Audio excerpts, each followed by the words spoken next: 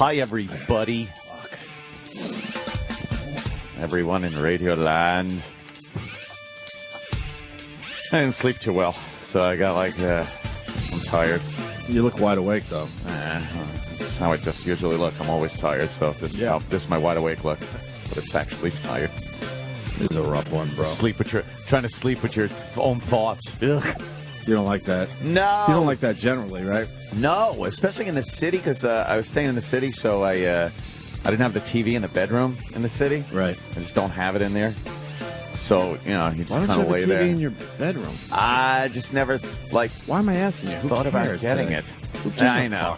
But I just didn't have one, so I just had to lay there with my thoughts. Right. I don't like my thoughts. Especially when, it's like this shit. Then it's all you think about. You can't sleep. Oh, it's terrible. Terrible. Oof, yeah. Like everyone. I've never been in this position before. Yeah.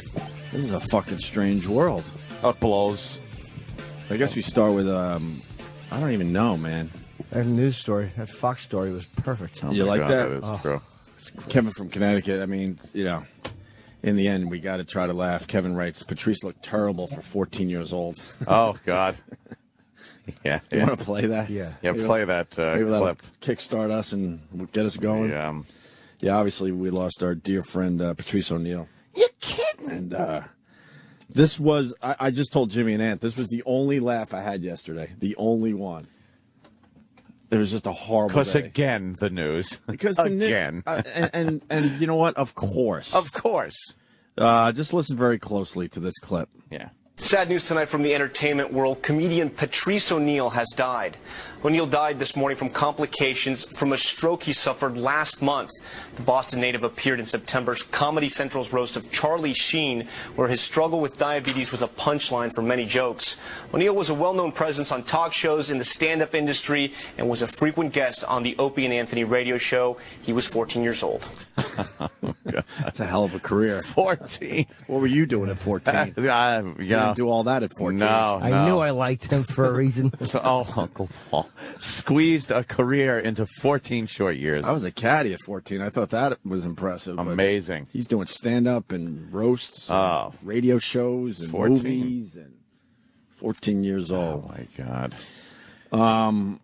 Twitter was abuzz yesterday. Well, I guess we got to back up to, our Patrice had the stroke on, what was it, like October 18th? 26. Oh, I want to say it was 20-something, but I don't remember. Yeah.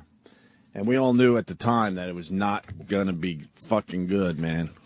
And we just been all hanging around, just waiting for the inevitable. Yeah, you kind of hope, And then yesterday, Jimmy, I just knew when Jimmy grabbed his phone and ran out of the studio yesterday. But then Jimmy didn't really tell us. Yeah, I figured which you knew. Which was pretty amazing, because you're way better at it than me. Because then you told me, and I'm bawling for the first time, and I can't even tell you the last time I fucking cried. and then we did the Gary Oldman interview.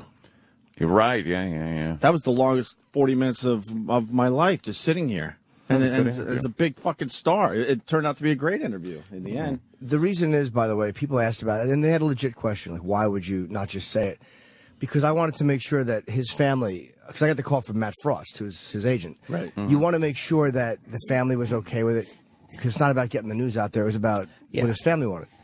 And he talked to Vaughn, and Vaughn had wanted to tell their daughter, or her Patrice's stepdaughter, herself. Yeah. She didn't want her to hear it and she was in school. Yeah, so she wanted to be blown up on Twitter. So out of respect for what she requested, I knew the story would be out by the time we came on today, but that was the important thing, was that she wanted to get to her daughter first. So that was why we continued with the show, and I didn't say anything to the guy. I finally told Opie, because I knew you knew, and I even think Sam could see it. But I couldn't. I figured after the show, I'll tell you as soon as 10 is on, I'll say it. Mm-hmm. But at the bathroom, Opie asked me, and I'm not going to lie, and I know I was being obvious. I totally got it. I mean, you rarely run out of the studio with your phone. Every once in a while, you might have a problem with a gig or traveling or someone has to reschedule test results.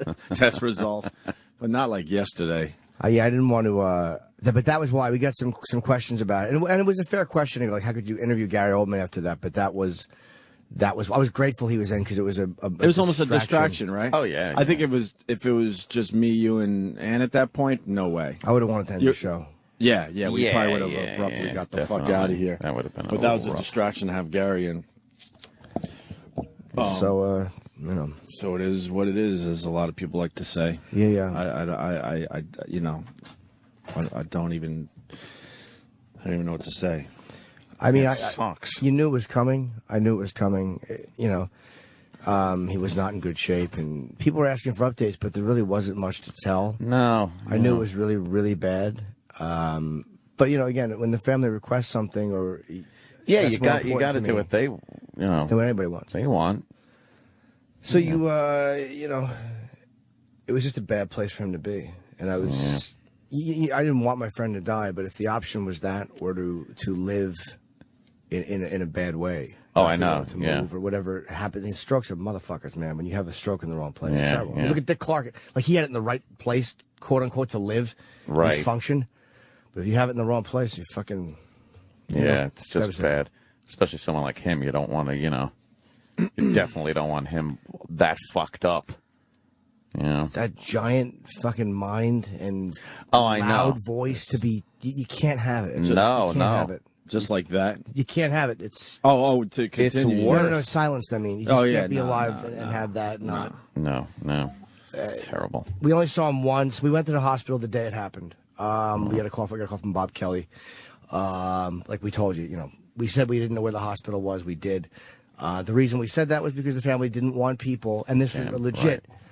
They were afraid that people would, meaning well, would show up at the hospital, because what was happening is I know his blood pressure was going up and down, and they just didn't want people showing up at the hospital. They didn't want people showing up to make amends.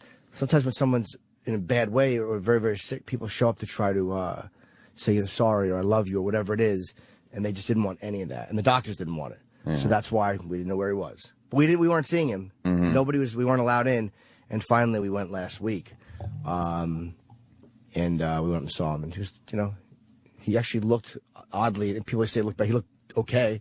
I knew he was, at the end, but he was thinner, and he had a beard, which looked better on him than I would have thought. You know what I mean? Like I would have thought Patrice looked horrible in a beard. He actually looked okay in a beard. And it was his mom and his sister, and Vaughn, and then a couple of the guys went through and saw him after that over the next few days. But we didn't talk to him morbidly. It wasn't. Goodbye, bro. It was none of that stuff, because I didn't know at that point if he was able to hear or not. And there's nothing worse. Like, you kept all emotions outside the room, because there's nothing worse than when you're laying there and people are losing their shit, bawling over you. Right. It's just terrible. It's like, how fucking bad do I look? It's just you don't want that. Right. So we just saw him for about 10 minutes, and I'm glad I did. I'm glad I saw him. Yeah. But, I mean, there was nothing to be done. I told everybody was asking for him, and I don't know if he heard it or not. I hope he did. You just don't fucking know. No. Terrible. Fuck.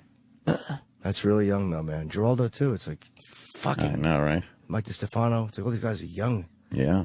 DiStefano, I think, was he just under 50? Yeah. He was. Yeah, I think they were all in their 40s, right? Patrice is a rough one, though. This is. Oh, yeah. We've all lost people. I mean, every fucking person listening to our voices, but for some reason, this one is really fucking rough. Yeah, it's kind of a, testament to who he was, that everybody is taking it so hard. The fucking guy is just so full of life. He took over a room. Just fucking took over a room wherever he went. Wherever the fucking guy went.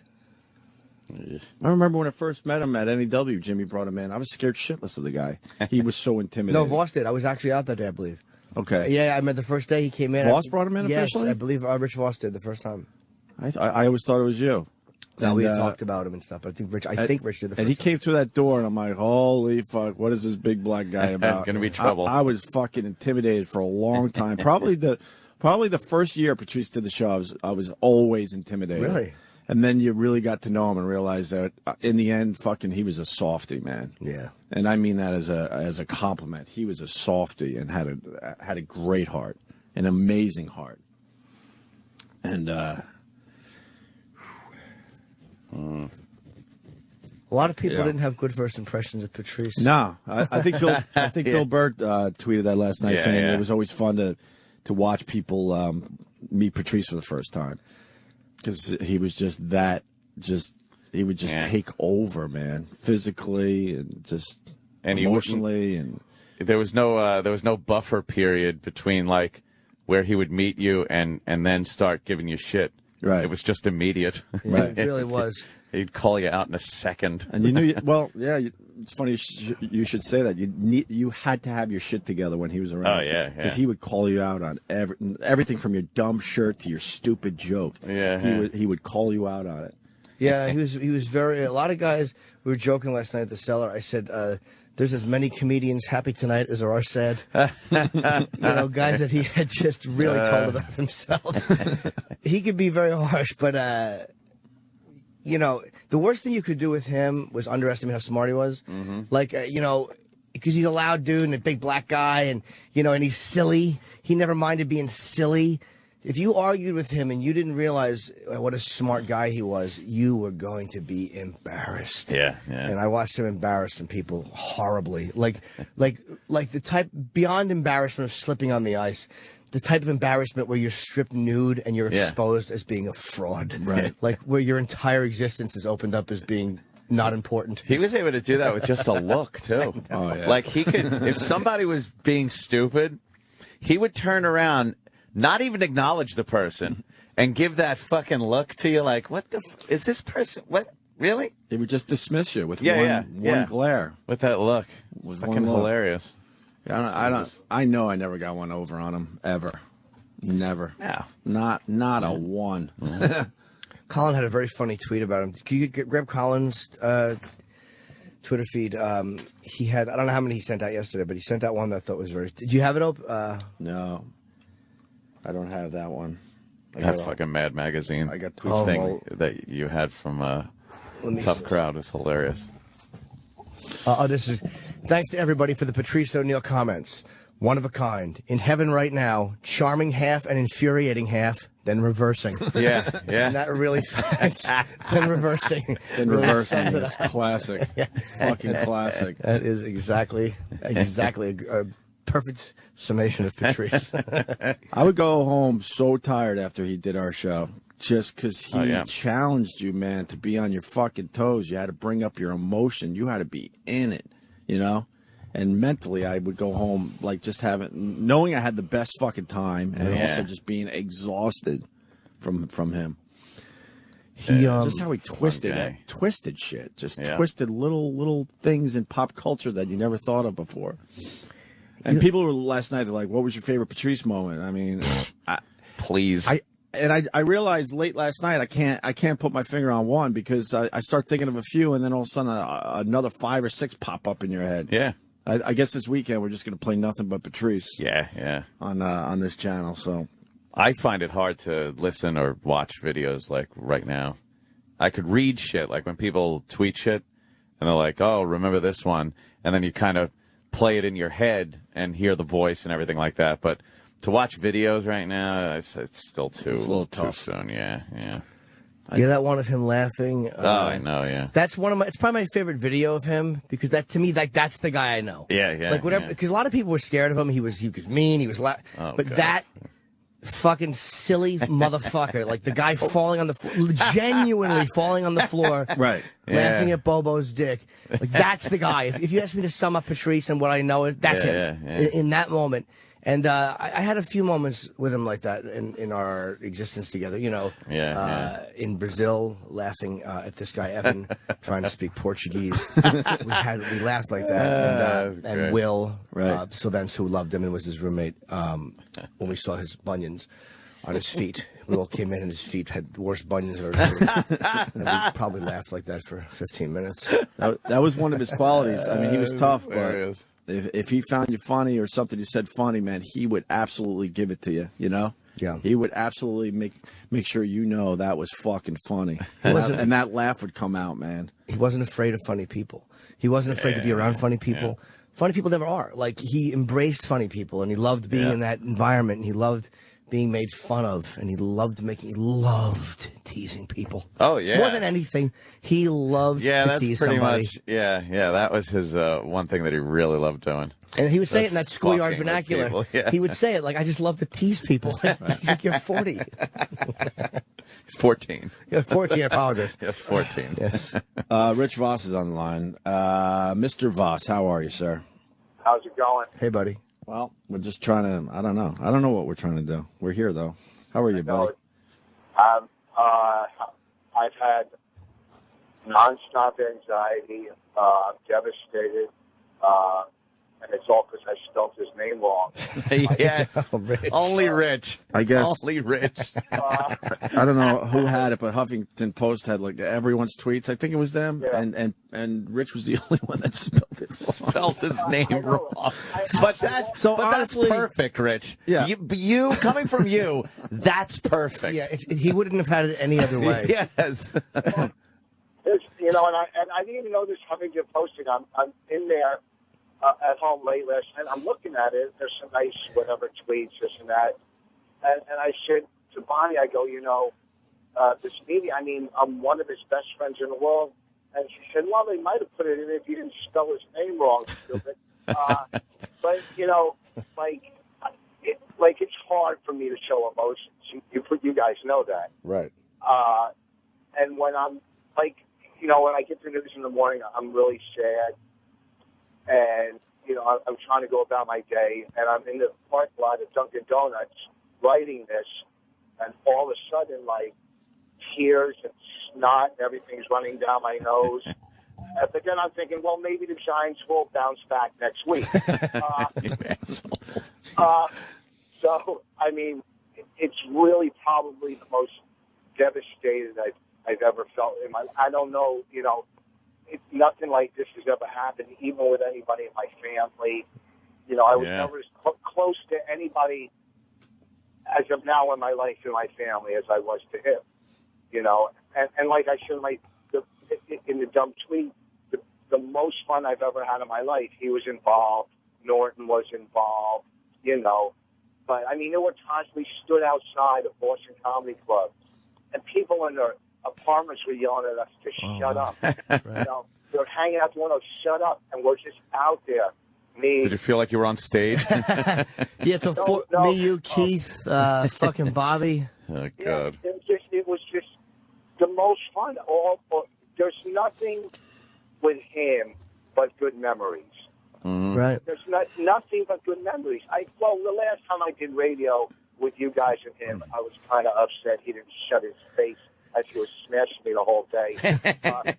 And of course, I'm driving home thinking, well, I should have said this or I should have said that. But nothing but good memories, you know, and the most fun in my life as a comic, or because the most fun in my life is from being a comic. Yeah, most fun from being a comic. I got to ask you guys something, because what I've heard a lot in the last month or so is this one really hurts. And you guys are in the world more than us, although we get a taste of it, where you've seen a lot of guys die young. Yeah. But a lot of you guys are saying this one really fucking hurts, and I've said the exact same fucking thing. This one really fucking stings, and I want to know why.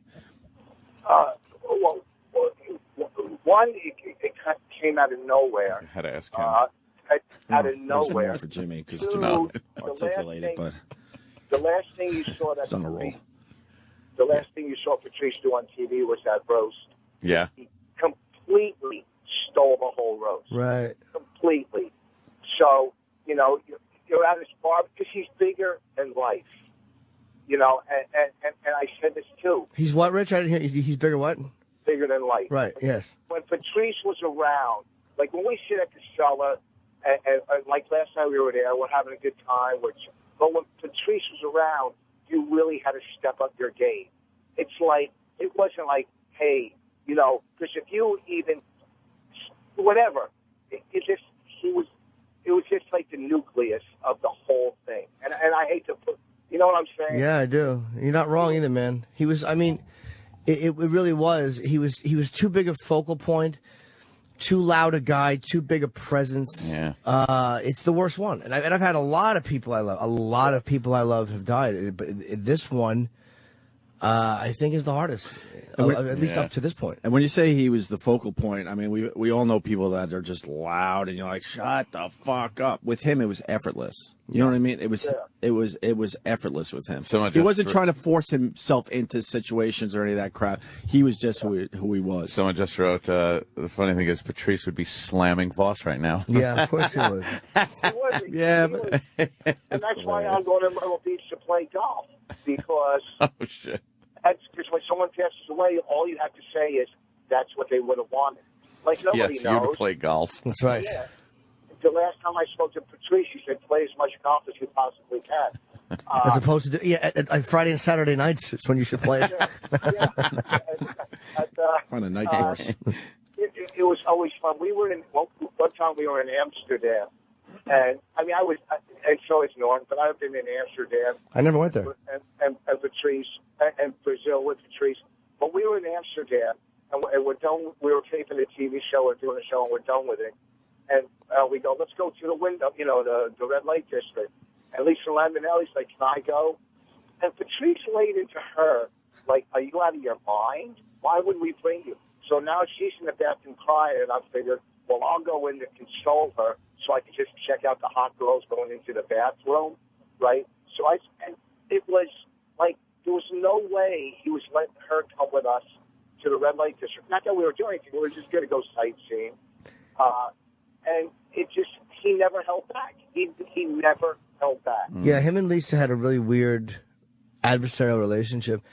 Yeah. And he felt bad about it, though. At one point, Patrice went through a thing where he felt really bad about a lot of the, because like most people, you don't sometimes think, and as you get a couple years older, he felt really bad about that. Like, and he apologized to Lisa. And like in Florida, on the Young Ron and Paul show, Young Paul, I always mix it up. But she was on, and Patrice was supposed to come on, and she didn't want to be in the room when he was there. Like, she was scared of him. Wow. And he's like, what am I doing? Like it just struck him as to how shitty it was that they had that relationship. And he said I think he said he was sorry to her. And they made up, and, I'm glad for him that he did that, and I'm glad for her. Well, a lot of people in the 12-step program call that making amends. Yeah, I understand that, but he wasn't, he wasn't sober. He didn't need to be sober. He wasn't an alcoholic. No, not at all. But I mean, it was always fun. And I don't think when he did that in Amsterdam it was personal. It was just that, hey, this is dudes. We're going to go to the red light district. If it would have been any female, he would have done. Yeah. He would have been. No, you're not coming. He gave her a hard time, though. He gave Lisa a hard time, and she'll tell you that, and he would have told you that. Well, I know, but we all give each other a hard time. We were at Caroline's years ago, and I was host. He was on the show, and he went up, and his whole set was smashing me and how I slobber, and he's up there doing his act with a speech impediment. And I've never been as mad as I've ever been in my life, and I went up there, and I was just like, I couldn't even, But there was times at Caroline's.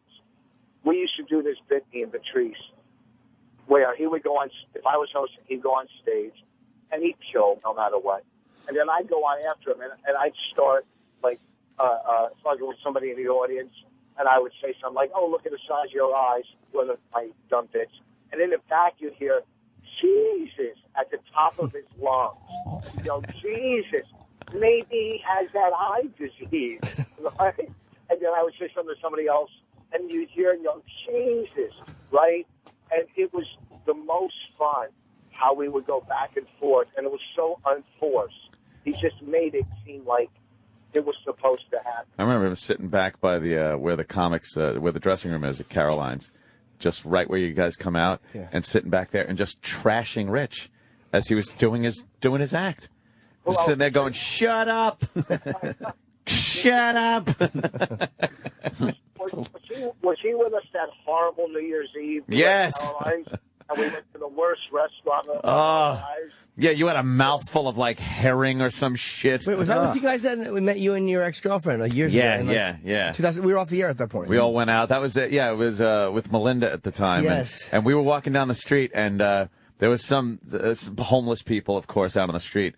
And we passed by, I guess, a couple of black homeless people. And then Melinda pulled out a $5 and gave it to the white one of the white homeless people, and Patrice just laid into her. It's, oh, look at you, you're a sweet little racist. And just started fucking pounding her. It was hilarious. Yeah, we ended up in some shitty diner on New Year's Eve. How depressing was that? That was terrible, that diner. That was awful. It was very, very bad food. I was so disappointed. I had my heart set on some good food. Yeah. You had a shitty diner. Yeah, New Year's Eve with the one host from the radio show you don't want to be with as much as the other one, but the other one, who knows what he's doing because he can't make a commitment.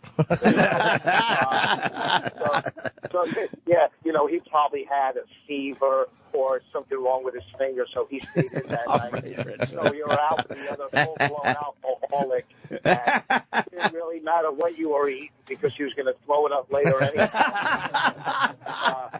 What an asshole. You know, it's odd that you even bring up the fact with drinking and the fact that Patrice didn't drink. But the one time, the only time I saw him drink was at a party at my house. We were drinking Guinness, and he was like, I want to try one of those. I was like, oh, fuck yeah, you know. I gave him a Guinness, and I just remember he sat in that big leather chair. I have this big fucking leather chair. No one sits in it in my house. And he fucking kicked back in this thing and drank a Guinness, and it was just really a cool fucking thing to hang out and actually have a beer with Patrice. That was fun. I don't know if I ever saw him drink. I mean, maybe in Brazil. We did Brazil, I think, 3 times together.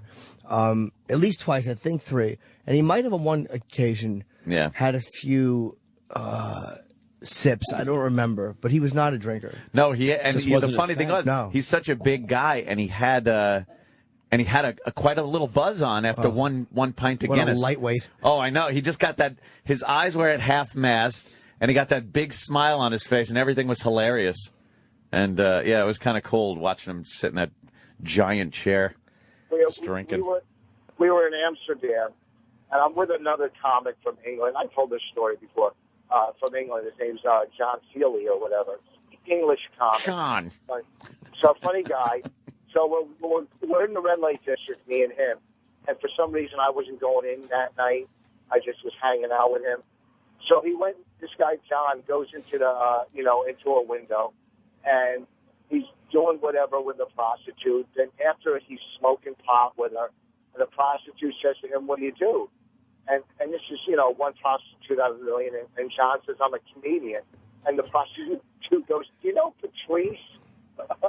Out of all the people, a prostitute in a window in Amsterdam. You know Patrice? And John said, "Yeah." And then the prostitute said, "He made me cry in a bathroom." So, what are the odds? Just nothing but great stories. It's devastating. This is, like Norton says, he was bigger than life. No, I said that. Sorry, larger than life is an expression we've probably both embraced at one point. Sure. Yes. Between us, we're 90. Yeah, that's true. So, anyhow, I'm driving to the stupid airport. And when I get to the airport, I got to do a call in some radio show on Myrtle Beach, but not about this. So it's going to be, and it's going to be the guy and the girl, and they're going to be all happy. Oh, God. In the middle of it, I'll probably just start crying. And what's wrong? Well, besides the fact I'm talking to you two, that's what I'll tell them. Well, why not, just go with it. Tell them what's going on. Like, I have to do radio after this. I have to do a phoner to promote a gig. And say, what? I can't pretend it's not happening. Yeah, but, yeah. Yeah. Fuck those little zoo crews, the morning shows. If they can't handle a real moment. Oh, yeah, boy. fuck them. They don't deserve to. They deserve what they get, which is nothing. Exactly. Well, that's what they get when I call in, anyhow. A little self-deprecating humor. Yes, of course. It's like a number after the World Trade Centers when you guys were in it, and I called in and you started for some reason smash me, and they go, "Oh, we're back." Yeah. Was that how we got back into the jokes? Going after Voss? Probably. I always wondered what the first one was. Yeah, you got back into real jokes. As he said, after the World Trade Centers. Yeah, all of them. There's a lot of them down there. Yeah. The jokes and the riddles and then the wacky games. That's when it all started up again. Did we have wacky games back then? We always have wacky games, don't we? All right, I'll give him that one. Yeah, wacky games. All right, Rich. All right, well, listen, everybody hanging there. Well, that's it. Riddles. People got riddles. Yeah, I guess we got riddles did too. a riddle. We did a riddle segment, Rich. Riddle me this, Batman. Please, whatever you did. Riddles. Riddles. Horns in your hat. Hold you. Riddles. Riddles. What else do you call them? Riddles. When was the last time riddles meant anything to anyone? We're on Dixie cups. Right, yeah. I'll talk to you guys later. Bye. All right, Rich. Thank you, brother. Rich Voss, everyone. Rich Voss, yes. I guess a lot of people coming in to say a few words, huh? Oh, yeah? Yeah, I think Florentine wants to come in. Patrice loved Jim. I saw Amy last night. I'm not sure who else is coming. I mean, yeah, the Bobby, tweets were really... Bob Kelly. The tweets were really nice. A lot of people tweeting. A lot of people I wouldn't have expected, like some heavy hitters. It just goes to show, how fucking great he was. Well, at least they, in the entertainment, E! Online, at least they've got all of his friends when they're quoting tweets. Oh. But I'm not even really mad at it. It's funny. It is just. Oh, really? It just shows you what dummies. They can't help themselves. No. And I think part of it is They're like, we need names in their world. What names are? They just don't know. So they have to go with the heavy hitters instead of his actual close friends. I don't see a tweet here from Norton or Kelly or Voss or Colin. None of them. They just don't know. But it was funny that they just chose people who. But Charlie, I get because he roasted Charlie. Yeah, he liked him. Yeah. But it was, and of course, Dane. They started together. And Sarah's famous, and she liked Patrice. I don't think they knew each other that well, but I could be wrong. I love this one though from Seth Meyers, and again, Seth was just tweeting. He wasn't trying to get on the website. Right. Yeah. Rest in peace, Patrice O'Neal. A day spent watching clips of him online is a day well spent. Spoken like a guy who spent a lot of time with him. But again, I'm not faulting. Right. I'm not faulting Seth because he's just writing a nice thing about a guy you probably didn't know that well or know. Yeah, it's once again just lazy reporting, which we talk about all the time on this show. You could have got some pretty damn emotional tweets about Patrice yesterday. But they decided to go with Seth because I guess he's a big fucking star. What dummies. Gives a fuck he's a big fucking star. There were some emotions going around yesterday. That one made me laugh, though. That one made me laugh because if Patrice just would have said, just admit you didn't know me. Yeah, right. Just say it. Right. You didn't care. You didn't know me. You didn't give a fuck. Right, exactly. That's the weird, twisting, ironic thing of this whole thing is I would love to hear Patrice's take on his death. And the way people are reacting to it, because it would just be stuff like that. Like, you don't know what the fuck that's what it would be. I think if you were able to get through his outer shell, and this is going to sound so hokey, but he would absolutely appreciate this. He would appreciate it, sure. Oh, yeah, he'd appreciate it, but he would fucking make fun of quite a few things. He was on guard most of the time, but you were able to get in there. He would call out the fraudulent parts of it. Oh, yes. Absolutely. He would appreciate people who love him. He always appreciated people who loved him. I mean, he really did.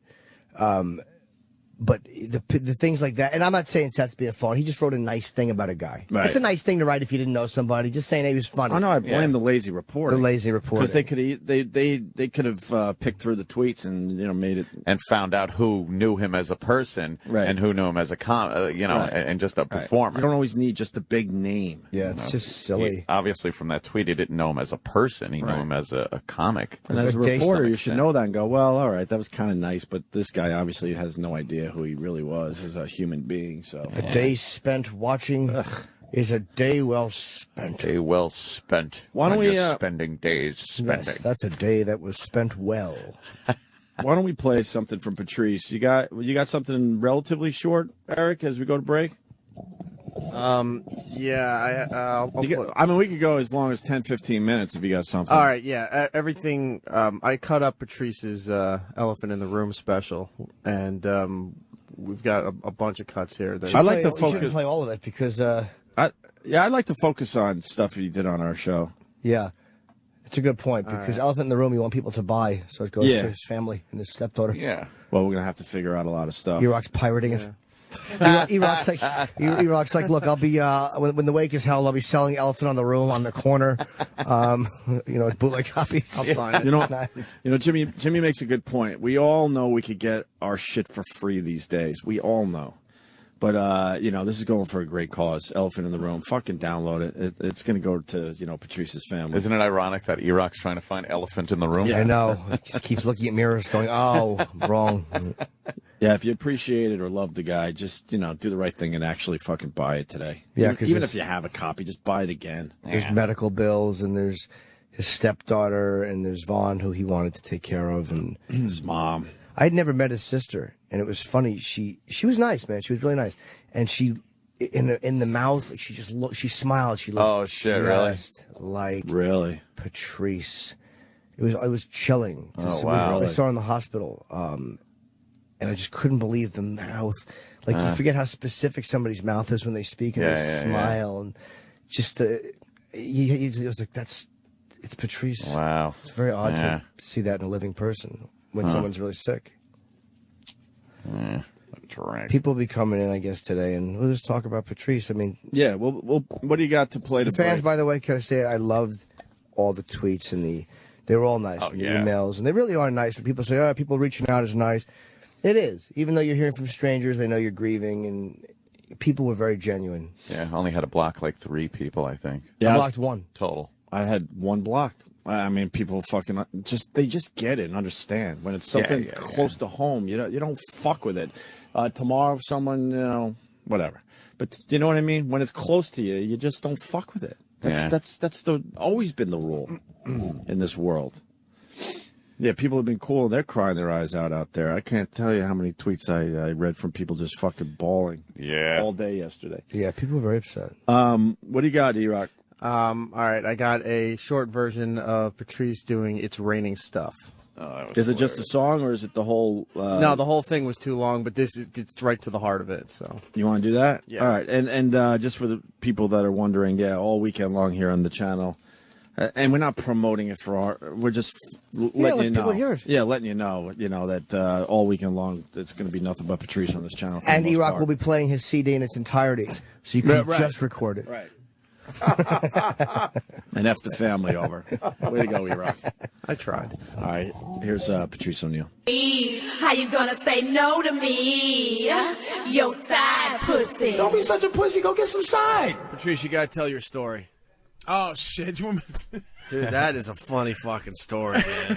That is a really funny fucking story. Listen to what happened to Patrice since the last time we saw him. Yeah, it was like Christmas time. I had driven home, went to go to Boston for a second. So I'm driving back, through Connecticut. You drive and you get that scared tired, like that tired that you go, oh my God, I'm getting ready to die. Tired, like you don't have any more confidence in yourself that you can keep yourself awake.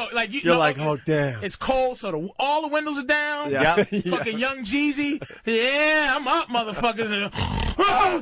Blasting, punching your leg, and just that type of tired. Where I went to sleep a couple of times. Oof, so I said I got to find some. I was getting ready to pull over to the side. Do you start having the logic in your head where you're like, I could close my eyes for 5 seconds? Jeez, not when you're driving. No, you've never done that. No, I've sat there. Oh, I've done that. Petrified, just like Patrice is talking. I think I could give it just 2 seconds. No. I sit there with your eyes open, going, "Motherfucker, you gotta stay away." You never negotiated with yourself? No, I have, but it's said, I think I could do a couple seconds here. No. Because you're so tired that your logic is starting to go? No, my logic goes in a different way, where you're driving, your eyes are open, you're watching the road, and you're going, motherfucker, stay awake, stay awake, stay awake, stay awake. Stay awake. All right. Stay awake. And then like, trees, road, sky. Yeah. And you're just out, and then, what the fuck? I was just telling you to stay awake, asshole. At first you're driving, and your hand is at the bottom, where your hand is pointed up, and you're controlling bottom the of the bottom wheel. of it. Then when you get those scares, you put your left hand out the window, hang out the window, drive with your hand on the top. Okay, I'm up now. No, I'm that kind of horrified tired, so I gotta stop. I do the Harvey Keitel fucking Reservoir Dogs chant to myself. You gotta stay awake. Come on. I smack myself in the face. Stay awake. Stay awake. You're gonna fucking stay awake. I don't know how, like the truck drivers, they must know tricks to. Yeah, they know tricks, all right. It comes in a bottle. Or it comes in fucking a piece of tinfoil or whatever the fuck. Oh, shit. It's called crystal methadrine. See how corny? I really am a corny motherfucker. Because I'm thinking, boy, those guys, man, how do they do it? Cocaine! Coke, crystal meth, whatever keeps you fucking going. Whatever gets the load there on time. Oh, my God. Keeps you from wrapping up a family of 5. I'm sitting there thinking they must have, they channel Yum Curry, the magical truck god that gives them energy and strength. You know?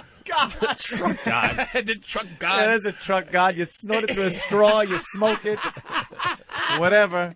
Oh my God! So I'm driving and shit, and I go. I see a McDonald's in the distant, oh shit, McDonald's fucking rest stop. Yeah. So I just do 95 till I get there. Pull in there, park. I go. Thank God. I lean my seat back. Now I What drive. time was this about? About 3 in the morning. Oh, I always leave at Way to 9. go, Mr. Jordan. Wow. Way to go, Mr. Jordan. I just always leave late. I just always go there and come back, like leave at 12. Yeah. No traffic. I kind of like the no traffic angle. Yeah, but no when you're falling traffic. asleep. Go down to Merritt or 95 from time to time. Yeah. So I park. I'm parked there. I put my seat back. Now I drive a Suburban, and it's niggered up big time. Like I got 22s just so it don't fuck because I drive in New York. I would get 24s. Yeah. But the potholes fuck your shit up. So I got tent that's like as black as anything, and the whole 9. So I put my seat back. Whew, thanking God. Put my my skylight up. I look at the sky and shit, just fall asleep. I lean back. You're probably out in like 2 seconds. About 2 seconds, Yeah. but for some reason, after about good 5 minutes of sleeping, my eyes open. Nothing woke me up. Just my eyes open. Right? Not a sound, nothing. I go like Just this. open your eyes. Oh boy, I look to the left, then I look to my right, out my passenger side. There's a guy looking in my window. Oh, man. Clean cut white guy. Abercrombie and Fitch. Fucking tie. Clean and I'm looking at him and Did I'm you staring jump, at him. or- No. I don't get scared like that. Like I can't fucking have movie anybody. fear fucks me up. Like creepy shadow figures, but like people don't. Dude, fucking if I open my eyes and someone's there or something. You gotta try to stay cool. Oh. And you When gotta I almost got understand- raped by that big black guy, I had stayed cool. You gotta understand how tinted my windows are. Oh, Yeah. you gotta understand this. Now, I look at him to try to give him for 30 seconds we're looking at each other, like Just kind of staring. So I finally go, okay, this nigga ain't leaving. I turn my key backwards, crack my window about 1 inch. I go, what's up, man? He goes, it's cold out here.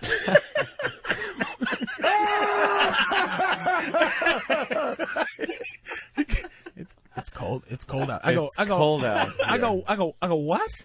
He goes, it's cold out here. And he tries my handle on my door. He pulls my door handle. Holy shit! It's cold out here. Pulls my door. I said, What well, go the inside. I go, well, go inside. It's coffee in there. Now, I'm sitting there not thinking anything except for this is some crazy motherfucker man. who needs warmth. And I'm going, well, I'm sorry, dude, but, you're not going to warm up in my fucking car, He thought you were a gangster fan. And so he walks away.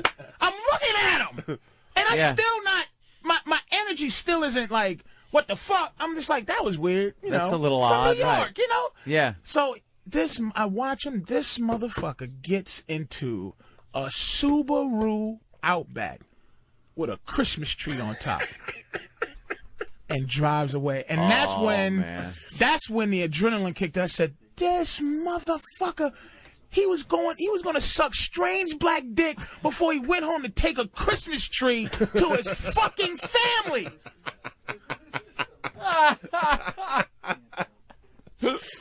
It was like drinking 14 cups of coffee and a Red Bull. Oh, you were awake. Once I said, this guy was a fag. I didn't know. I thought he was just a creepy cold guy. He's creepy cold guy. A little cold. I felt so bad for women that this guy, it was almost like I let something evil escape. Like I wanted to follow him and just go warn to his everybody lair and go, this guy is ma'am. Your husband is trying to suck strange gangster cock.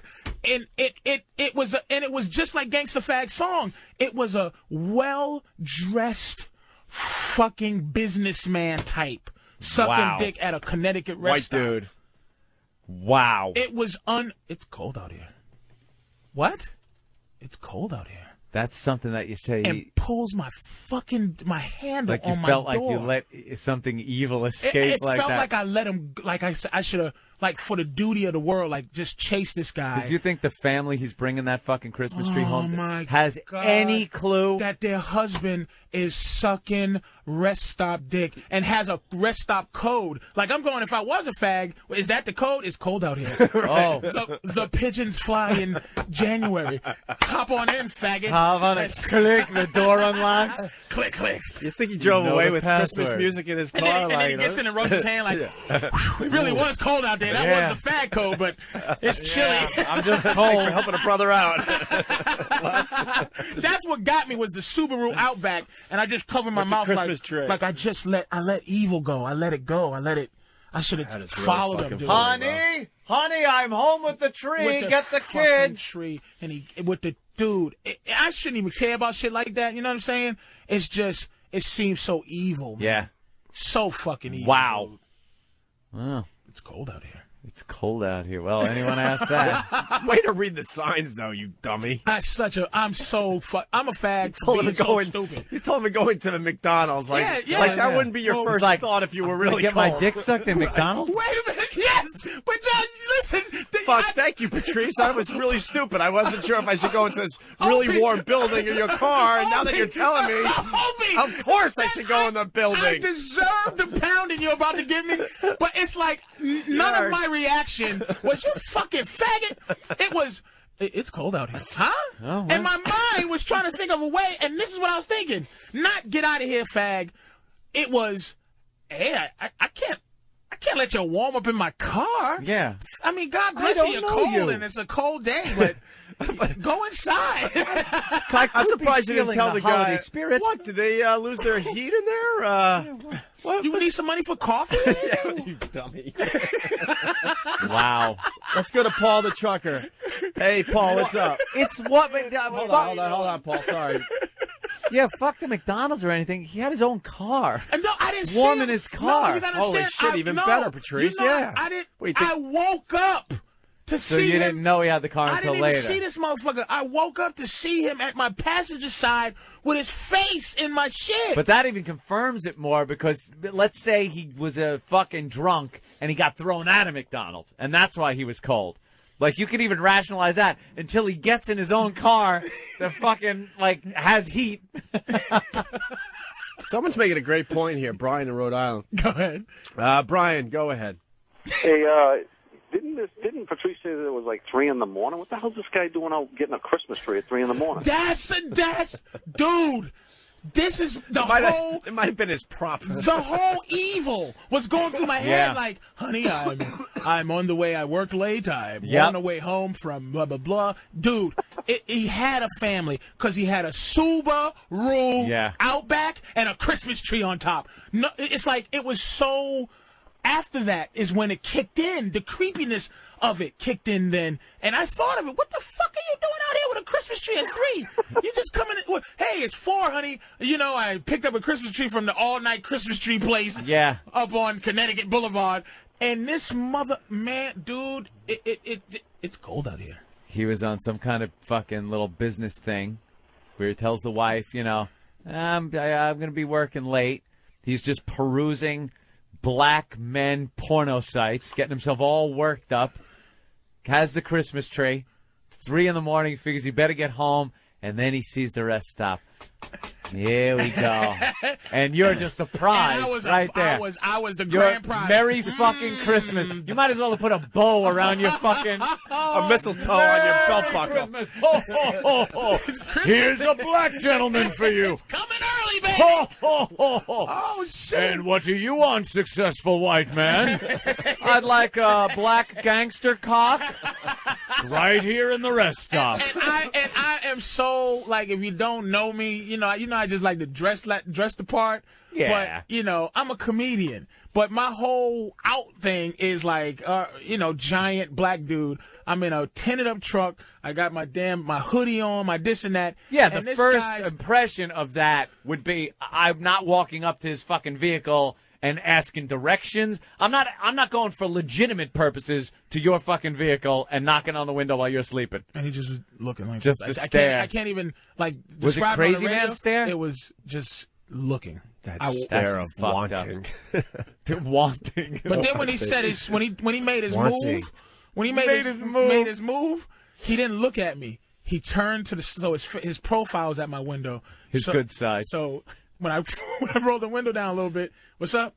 And he didn't look me in the eye. He didn't have the common decency to look you in the eye to ask for the cock. That's cold out here. It's cold out here. All right, let's go to Paul. He's a trucker. He has creepy shit. Paul the trucker, what's up? The rest stops have like become the new gay bathhouses of America. But I was in Gwinnett, Georgia, and I stopped and I was waiting to go pick up a trailer. And I was there for about 5 or 6 hours. I went in to use the bathroom, and the phone rings. You know, the payphone. And I'm like, well, it's okay, whatever. I keep going. Come back. The phone rings again. I'm like, oh, okay. I'm picturing myself thinking I'm not in the Twilight Zone. So I get in the truck. I maybe something to eat. Go back out. Get a soda out of the vending machine. This phone rings again. I'm like, all right, what's up? So I'm looking around. I pick the phone. The guy's like, it's, oh, suck your cock. And I'm going, huh, what? I'm looking around the phone. Holy Jesus. So I hang the phone. I'm walking back, and this cop pulls up, and he's just laughing his ass off. And I go, what's so funny? He goes, you answered the phone, didn't you? I go, yeah, why? Because I was watching. He goes, there's probably some gay guy in a car over here wanting to blow you. And I was like, what? He's like, oh, yeah. He goes, like, this is like the prime homosexual hangout area. Wait, and they know the payphone number? What they do is, yeah, they pull up and they hit the payphone number. Then when you walk by, they dial it, and you pick up. It's like, oh, such a cock. Oh, it's just like, holy Jesus. Fag's a genius. Because if I started to beat the shit out that motherfucker, all he said was, it's cold out here. It's cold out here. He didn't go, I'll jerk your balls. Right. It's like they're so covert. Just to get keep in. up the good work, boys. All right, thanks, Paul. You know what it's Good like? story. It's like Dracula. You got to invite him in. See, that's what. It's cold out here, and you had to then invite him in order to make the next step. When he knew I wasn't a fag, he immediately bounced. But it wasn't like, okay, oh, sorry, I didn't mean to. He left like, you ever see that thing in the Godfather where they say, listen, you don't run, you don't walk. Don't look no one in the eye, but you don't look away either. Don't look away either. That's how he left. He just goes, oh, all right, and walked calmly away, like almost like he knew I would be in shock if I wasn't a right. fag. Don't give you any time to really think about it. Just leave the situation. This is the Opie and Anthony Show. All right, we're back live. Yes. A lot of people have arrived since we took a break. We got Mr. Bob Kelly in studio, Mr. Jim Florentine, and Joe DeRosa. Not Mr. Joe DeRosa? Not Mr. Joe DeRosa. He's still a newbie, so he's just Joe DeRosa. And, of course, the shitting on each other started the second these two walked in the fucking room. Yeah. Just fucking shitting on each other. And we got to go to the hotline right away because Joe Rogan is calling from L.A. Hey, Joe. Hey, what's up, boys? Hey, buddy. What up, Joe? What's going on? How you doing, man? It's just a weird day for everyone. Hanging. Yeah. It's fucked up. Yeah. Yeah, someone said you played a nice clip and said some stuff on your podcast yesterday, too. Yeah, we played that one. There's one clip that really, for me, defines Patrice. It's when you guys got in trouble for that. Of course you remember, the crazy guy who said all the shit about Condoleezza Rice. Yeah, Homeless Charlie, who we fucking loved. Patrice got on that Fox show with that really humorless lady. Yeah, from Now. And just annihilated her, made her look ridiculous, made the whole thing look preposterous, and defined it in the best way that I heard anybody define all this PC bullshit about going after comedians and radio DJs for trying to be funny. You know, and that it all comes from the same place. That funny all comes from the same place. It was brilliant. The way he said it, the way he put it was brilliant. The way he handled that dumb cunt was brilliant. The whole thing was brilliant. It was just perfect. It was perfect Patrice. He killed her with intelligence besides the comedy. That's what was so brilliant about it. When she called him a fool, he won. Yeah. You know, he goes, "Oh, name calling." Yeah. He's like, "Oh, I'm offended." It was so perfect, you know. Yeah, he killed it with intelligence and charm, and just by being a comic and saying, I'm here speaking for funny, you know. And then when she was like, she tried to like go over his act and paraphrase his act, and he's like, no, that's not what I said. And then he goes and does the whole angry pirate thing. Oh shit, that was hilarious. No, I said you ejaculate her eye and then you kick her in the shin.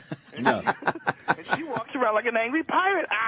And then people were laughing on the crew, and he's like, "How are you laughing? This woman is outraged." Yeah. Oh god damn, that was fucking funny. That's a great way to deal with somebody. Like that's how you deal with a dummy like that from Now. Yeah. Is you don't cower to them or bow to them. You just, if you're belligerent about it, they really have no recourse, and that's what he did, and he destroyed her. Yeah, it was vintage Patrice.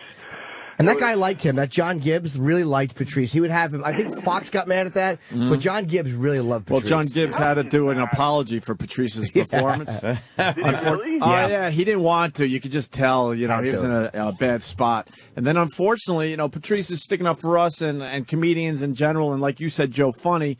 And it turned out that Fox never used him again. But that was Patrice. He didn't give a fuck. He didn't care. What he did was better than Fox using him 100 times. Right. Him towing their company line. Right. One of my favorite parts is when Patrice was like, "I speak for funny." He goes, "You speak for people that stand in front of that thing and go, 'Oh, today,' blah, blah, blah, blah." Find that guy's life. Yeah. His life is 40 hours a week he gets in front of a fucking camera and does that. And Patrice just made him look preposterous. Right. You know. Oh, man. He spoke for funny. He fucking said it, and that was true. He spoke for funny. She had no idea what she was in for because she probably like. Man, and I was saying earlier in the show, the worst thing you could do with Patrice is not realize what a bright guy he was, because he was really a brilliant guy. And she didn't understand that he was a smarter person than she was, and he was going to run circles around her mentally. Like, yeah, he's a big, loud guy, but he was going to outthink her, and he really made an absolute asshole out of her, which was fantastic. Her whole premise was that she was speaking for America, you know, and we are tired. He's like, who? Yeah. Name names. Name one name. You speaking for America? Are you speaking for America? Right. And he could. Speaking for me. He dismissed her, and if anybody knows the face, the Patrice scrunch, the face, the dismissive face scrunch. You never wanted to be on the receiving end of the dismissive face scrunch. He would have been a great silent film actor. Followed by some faces. But they're always followed by the Patrice finger. Yeah. Go away. She's done with you. Dismissed. Plowing forward with her pre-rehearsed bullshit. It was beautiful. I liked your tweet yesterday, Joe, that Patrice was a thinker, man. Yeah. People need to understand that. Yeah. Well, you know, people love to categorize people, and it's so easy. And, you know, when you have a black comic, you know, and, you know, people automatically just assume that they fall into a very specific category, you know, and Patrice was just a brilliant comic. He was a brilliant thinker. He was the type of guy that if he wasn't a comic, he would be that dude that you would, like, look forward to going to work. Because if you were working with that guy, because you know he was going to say some funny shit all day while you worked together. Yeah. One thing that was really great was the fact that he could take a very complicated subject, and I'd be sitting here all geared up for a very in-depth, complicated, let's dissect this subject thing, and he would sum it up in one sentence. and make you think, fuck, that is it. Yeah. Perfect. It's like when he was talking about the DC sniper on Tough Crowd. Remember that? I don't. And he summed it up to a nigger and a Buick. Just fucking hilarious. And he pointed out that they beeped the word Buick and kept the word nigger. He goes, they beeped Buick. That's hilarious. He would have these theories, and he would really great at like penning you into a corner and making his. No matter how wrong he was, I'm telling you, white women don't understand cooking, and then he would just for 15 minutes convince you. God damn it, he's right. White women stink in the kitchen. He almost got me and my wife to do a threesome with him. Shit. He is a motherfucker. He was awesome, man. He was awesome. He was a real unique dude, like truly a one of a kind. Yep. You know, you asked me to find another dude who's like Patrice. Boy, I can't think of one. You know, I really can't. Mm-hmm. He was very uniquely his own person. A very different dude. You know, very different kind of thinker. He wasn't afraid of being wrong either, and that's one thing I loved about him is, and he was wrong sometimes, and you know he always made it, even when he was wrong and his argument was wrong, he was always interesting. He never gave you a typical or predictable point of view, even when it was stupid. It was like, well, I can see why he would say that. He was amazing at making you understand why he felt the way he felt. He was a great listener, which is important, you know? Yeah, but he was a great talker too. I mean, Of course. I would talk to him for like 4 hours on the phone. I remember I'd go to sleep and I'd wake up and he'd still be talking. You always knew Patrice was done with you too, because he'd call you up and he would say whatever it was he had to discuss, and then you'd go like, "Yeah, man, my relationship's in trouble," and he'd go, "You have to sell tonight?" Like, all right, scumbag, I get it. Time to go.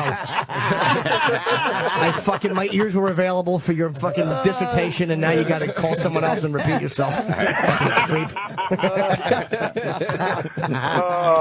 He's awesome, dude. Yeah, that fucking sucks. Yep.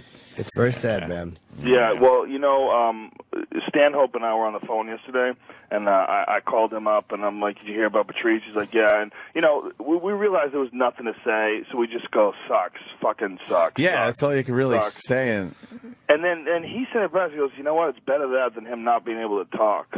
Oh, yeah. And I'm like, That's "You know been what? something a lot of people have said, too, yeah. Yeah. For Patrice, fuck yeah. Yeah. Can you imagine the torture of not being able to point out the stupid shit that you see all around you? I know, right? And not even the talking too. It's like to not be able to like communicate. Like if you can't like even to little things like nodding or gesturing, where you can at least let people know what you want, and anything that happens, people would know is because you want it to happen. That would kill him too if he could just nod and we had to just fucking Voss yapping to him at a coffee shop. That Barney was you'd see him just crack his own neck. Just fucking throw his head on the pavement. You know. When you think about trying to replicate him, you know, when you think about trying to replace him, that's when you realize how special that dude was. Like, imagine someone trying to take that. Nah, impossible. He never, even when I met him in Boston, you know, I met him, me and Billy and Dane. 20 years ago, right, Bobby? Yeah, I met him in a remember the BCN comedy riot, Joe? Oh, yeah, yeah. We were all in it together, and he showed up, and he's just, you know, it's Boston, but he was this big black dude. There was never a race around him, though. No. He'd hang out with Patrice. I used to drive him to his house in Roxbury, and it was never like, oh, my God, I'm driving a black dude back to the project. It was just driving Patrice home. He was always just Patrice. He was never, you know, not to say that, like, he didn't, you know, bring a black sub or he wasn't black, but it was never a, like, you know, I'm black, you're white. It was just fucking Patrice all the time. Yep. Yeah, he didn't fall into that easy box. There's an easy box to fall into when you're a black comic. You know, you start doing black comedy. You know, a lot of black comics will tell you too, like that they get pressured to do a certain type of comedy to fit in on Chocolate Monday or Fat Tuesday or whatever those all black shows are. You know, he never did that. It was just Patrice. You're right. No, the crowd was always diverse every time you saw him. I remember though we talking on the phone. You could talk about shit, and it wasn't like a fucking. You know, you talk to comics. It's like that's a bit. You should do that. And it's like shut the fuck up. If you ever did that with him, you'd be like motherfucker. I'm gonna talk to you. Yeah, we were talking one day. How do you tell if Japanese people are gay? He was like, you'd have to go, dude. You like pussy? Hey. you like sucking dick? Hi. You totally figured that. You could talk to him about bullshit for hours. Nothing. The dumbest for thing hours. you could discuss for hours. Right? Hours. I remember he had so many phases too. He would tell you he'd make fun of you for something, and then a month later show up with the same hat, and you'd be like, "You motherfucker!" He'd be like, "Yeah, we can do." It's cool. It's cool now. Yeah. You'd say it's cool now, though. He bought my watch. This motherfucker called me on my big Breitling that I've had. It was the first thing I bought when I got any money at all. And everybody, he gave me shit. Dude, what do you need such a fucking big watch for? I like it, whatever. He called me up with it. What kind of watch you got? Like, it's a Breitling Super Avenger. It's all, the white face. It's great. And then he showed up the next time. He had the exact same watch. And it's not a Timex. It's it's like $3,000. Gotta go out of your way. And then he told me not to wear his watch. He's like, stop wearing my watch in public, man. And people believed it was his watch. His phases were true. Like, he went through the fucking football jersey phase. Right. I watched the old Tough Crowd clips. And, he always thought that was his thing. He would wear the Dolphins hat and the Dolphins jersey. Yep. And then all of a sudden he was a fucking putting on the Ritz with his stupid big hats. He wore fucking extra large suits. Yeah. He walked in the cellar one night with a suit on and one of those fucking hats. I said, "Are you coming up with your own barbecue sauce?"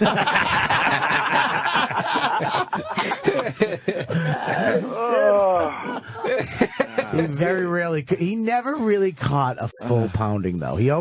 I've gotten full pounding. Yes. I've gotten to the point where I've thrown clothes out.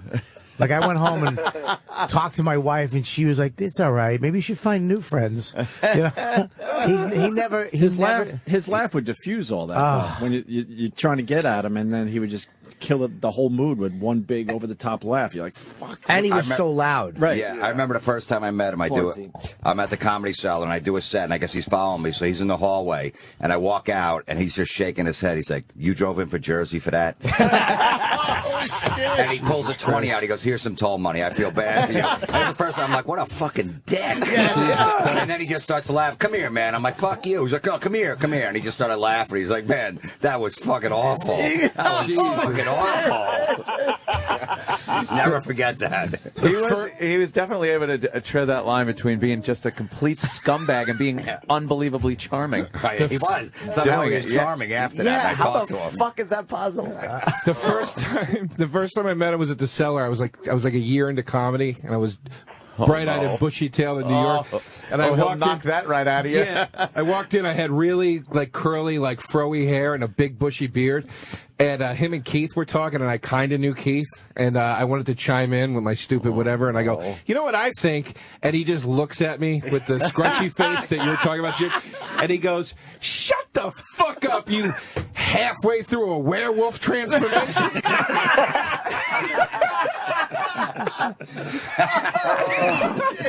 Oh, that's brutal. I didn't speak for 6 months in the Cellar after that. No, you shouldn't have. That's fucking hilarious. Oh, goddamn. His take on things was always so different. It was always so like, whoa, okay, and there's that too. Yeah. Pull it out of nowhere. Yeah, things you just wouldn't fucking think of. Yeah. Right. He's one of the funniest guys on the. Oh, ever. I mean, I watch. You can watch all the greats, Chris Rock, all those fucking guys. I think he's funnier and up there with all of them. Yeah. Especially in person. It's just the industry. If the industry gave him a pass, if somebody said you. Because he didn't want to do it on anybody else's terms. He didn't want to fucking play ball and feel like shit because he fucking played ball with people that he regularly wouldn't like, and that he was funnier than, and he knew funny, and they didn't. If they gave him just a shit, he would be the biggest thing of all time. That's why I said he only deals with mid-level Jews. Talking about the mid-level Jews. He can handle them. Well, I'll tell you, his last Comedy Central special was pretty fucking good, man. It was. It was great. It was a real, true representation of what he's capable of doing. And so know oftentimes, we know a lot of guys who never really get that one special that sort of kind of defines their act, but he nailed it. He nailed it in that Comedy Central special. Yeah, that was a good one. He was a good. And stop if I know you guys are passing that around, but go fucking buy it. Yeah, don't just watch the whole fucking thing. No, we were saying that before. Just like because the money's going to go toward his family. Yeah, go buy it and spend the money and have it and own it and fucking support Patrice's family. Are you guys going to do any benefit shows or anything? No, we're never going to do No that. way, not for free. Not for free. I'm kidding. If they give out like cool iPads, I'll do it. I got a check for $250 waiting. Yeah, I'm sure we'll wind up doing something. Sure. Yeah. Fuck yeah. Yeah, we're gonna do this something. Is just so new. We'll figure it all out. Oh, I forgot what I was gonna say. No. I got a question. Did you guys ever see him bummed out ever? All the time. Sure. I saw him. Really? I remember in L.A. He actually taught me. Patrice was. What do you mean all the time? Well, because we talked all the time. We're always fucking with comics, you know. These comics are always miserable. He should have been. He shouldn't have. He told me. He said, "Dude, I should be more famous than I am. I shouldn't be friends with you." He's like, "I love you, Bobby, but I shouldn't be able to. I shouldn't be as accessible to you as I am. Like, you can just call me." But yeah, man, I remember when in L.A. he was staying with me in L.A. and I was staying in Culver City at a 1-bedroom, and we both did this competition, and he went forward in it. And he, of course he did. He was staying on. He had to come back out. He's staying on my couch. And now I'm not in the competition. He wanted rides to this. He wanted me to drive him to the Laugh Factory. I was in the competition. I didn't get picked. Now you want me to drive you? But he actually schooled me. He was like, "Yeah, that's what friends do. You fucking piece of garbage. You drive me. You let me stay at your house. You feed me. That's what you." And I was like, "Oh, okay. You're right. You're fucking right. That's what we do. We fucking help each other." And I remember he came home after doing it, and he did well. And he just was like, he didn't know if he got it, and he didn't think he did because something happened. It wasn't a perfect set, and I remember he was so fucked up. Like, just give me a fucking break. Like, and this was years ago. Yeah. And it just give me one fucking break. I can't. They wanted him to cut something out of his act, and if he did it, he would compromise his set and what he thought was funny. Okay, yeah. And if he didn't, it would be good for to go on in the competition. And he didn't. He didn't. He did it. And they fucking let him do his thing, and he got in, and he got the Showtime special. So, I mean, that's one of those defining moments where you cut it, and I'll cut it. Go ahead. I just want to be liked and fucking on TV. Right. Most guys would do that. Most guys would go, whatever you want, whatever you're going to do.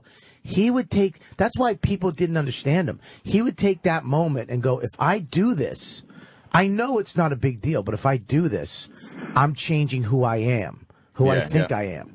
And I can't fuck you. I'm not cutting anything. You think he was stubborn in that way, or it wasn't I think it's a point in life where you got to choose who the fuck you are. Right. People always felt like, God, just make that tiny little change, but to him, it felt like a massive. And it's a snowball effect too. Once you make one compromise, then you're gonna just keep doing it. But he was at times uncompromising in an unreasonable way, and he would tell you that. Like, there's times where he would look back and probably go like, I wish I had played the game a little bit, because it is a business and you have to do certain things that he wasn't good at doing. Yeah. And he would say that, like he knew that. Yeah, my friend was an audio guy on this Comedy Central pilot that him and Voss did. I think they were like roasting people at a wedding or something like that. This is in the early 2000s. And he said that, Patrice had his mic on. He was listening and he abused these Comedy Central executives when they came down to watch the pilot and give notes.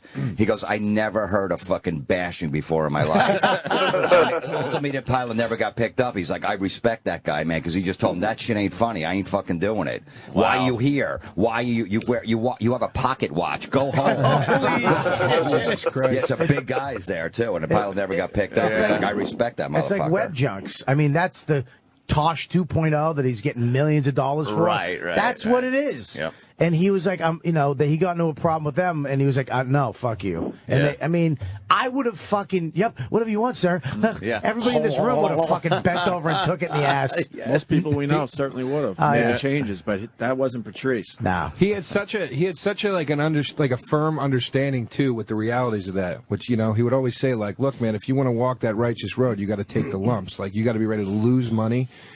And whatever, and he would talk about like if somebody at a club when he was coming up would say, Patrice, don't do that bit where you say cunt or whatever, and you go, is it a big deal for me not to do the bit? Not really, but it's just a matter of I can't allow you to tell me to not do it, because once I open that door a little bit, then it swings open and it never, you know what I mean? It's just the floodgates are open, and a lot of guys aren't familiar with that the way he was. A lot of guys go, I want to be the fucking rebel, but I also want to be loved by everybody. He was also defensive sometimes when he did like he would do that, and because everybody wants to succeed and do well, and then when he realized like, hey, this group actually likes me, then he would think, oh, okay. Like he a lot of times was more defensive than he needed to be because more people were going to like him and be comfortable with him than he thought. Well, he said that one time. He goes, I'd rather make you feel uncomfortable than I feel uncomfortable. Then you make me feel uncomfortable. Like people come into the room, the execs and the big powerful people, and you'd feel fucked up. He says, I'd rather just immediately make him feel like a piece of shit than me sitting there feeling like a piece of shit. Which may be wrong, may hurt him, I don't know, but it fucking makes sense. I mean, it was hilarious to watch when some important fucking douche would walk in the room. He goes, look at you. Fucking short. Is that a wig? We had such a fight when we were fucking taping the Colin Quinn show on NBC. It was there was 3 episodes, and I was in 2 of them with Patrice. And we would do our act. It was Monday nights at 9:30 on NBC on the SNL stage, and it was live. So Colin would do an opening monologue and opening bits, and then he did something called Town Hall, which was like Nick DiPaolo and a couple of us, Keith, myself, Geraldo was in, I think, a couple of them, and Patrice, and we would just do a bit of our act. It was like the original Tough Crab. We were actually doing pieces of our act for a couple of minutes each into live TV. And I remember I had to go over things with standards and practices, and I was trying to get something through. And fucking, he was standing there just shit-talking me and the woman. And I'm like, well, look, why can't I say this? It's about race. And she's like, well, you can't do that. And he's just like, what are you doing? And I'm like, shut the fuck up, would you? This is live television, you asshole. Oh, we had such a fucking fight. And he was wrong. That one he was wrong about. Because he was like just being him. And I'm like, dude, I'm fucking, this is standards and practices on NBC. I'm doing fucking live TV. Because when he was nervous, he was... fucking just venting. Do you remember the fight we got in Brazil? Man, were you there in Brazil? We had a rule in Brazil: if you got a lady of the evening, you put her in a car behind you because they're a bunch of fucking criminals. You know what I mean? They'll you don't drop want them throwing drugs and blaming you. And there's roadblocks everywhere, especially on the weekends. The cops just set up a roadblock. They look in, see a tourist with one of the girls, and they pat you down. Then you got to pay them off. We had this rule, but Patrice was Patrice. The fucking mayor of Brazil, fucking Rio de... After one day. Well, he spoke fucking 2 Portuguese words, and it sounded like he spoke fluent Portuguese. Because he would slow it down. He'd go, tudo bem, obrigado. What the fuck? Shut the fuck. Yeah, he really thought he was a man about town. It's like, they want your money, asshole. You guys were doing gigs in Brazil? No. Jokes. Fucking hookers. We're banging $30 whores. Yeah, that was 3-to-1 back then, too. Dude, right? we would take fucking 100-milligram Viagras and go to the whorehouse and just not come until like the 3rd or 4th girl, because once you blew the load, you were done. And I remember me and him standing there in our robes upstairs in fucking whatever that thermos was. Monte Carlo. And I had a fucking 100-milligram Viagra hard-on poking out the front of my fucking robe. And you couldn't see my dick, but you could see the tent. And me and him were just standing there, and we're both just looking at the tent in my robe, and we're howling at exactly where we are and what we're doing. We're like in a third-world country taking dick pills and fucking prostitutes for $20 American. Holy shit. You flew in for that? Oh, my God, yes. You didn't hear about the Brazil years? Oh, yeah. Joe, that was like a 2-3 year period with these guys. Joe, more than once. Yeah. How many years was it? Was it about a 3-year period? No, it was when we were off the air. I never went once we came back on because I felt like I had too much to lose and things could go wrong so quickly there. What did we do? I think we did 3 trips. Once I stayed in the Sheraton and twice the Rio Othon. The Othon. Yeah, but Patrice, man, and Brazil, oh, God, was he funny. I remember the last day we ran around and just took pictures of everything for our families. Like, we spent... like you were really there on I had changes of clothes. I was like, let me put the shirt on. I'll put the fucking Christo, the Jesus statue. But that's hilarious. We would... I remember we got in the fucking car. We're in the car. Yeah. He puts one of the... These cars are small. The cabs are real small. Right? They're just these small little shit cars. Yeah. He gets in the front. You imagine how big he is. Then he throws his girl in the back with me. With me. And the rule is no whores in the same car. And I'm going, Patrice, don't put the girl. Put her in the car. She doesn't want to go in the car by herself. She wants to go with Patrice. Right? He goes, get in the car. And I'm like, Patrice, get her out of the car. And get her. And we're driving. Just go. And all of a sudden he goes, shut the fuck up, Bobby. And you very rarely hear Patrice snap for real. Yeah. And I'm like, you shut the fuck up. Then we look and there's a roadblock. Just cops. And I'm like, great. Oh, fuck. And they pull us over and he's nervous now. Everybody's shitting their pants. They got fucking machine guns, but their finger is on the trigger, which is, you're not supposed to have your finger on the trigger. So they take us out, and Patrice is, everybody's fucking, I'm in like, you fucking cocksucker. Brazilian prison. We're gone. We're gone. Yeah. And he's out there. They got the girl out there. They're talking Portuguese to the girl. You don't know what she's ratting us out, throwing us on the bus. The fucking cab driver, Patrice, and then they get to me. I got 1,000 real in my pocket, which they're taking that. That's fucking gone. You know, and then I tried to assimilate because I'm such a worm. I tried to, because I have puffy lips and I might look a little Spanish. I just said "sí" because I didn't. I said, you understand? They have guns on us. Okay, Yeah. The guy's patting me down. He touches every pocket. I'm like, see. I said C around 87 times. All of a sudden, on the 50th C, you hear Patrice go. He starts losing it.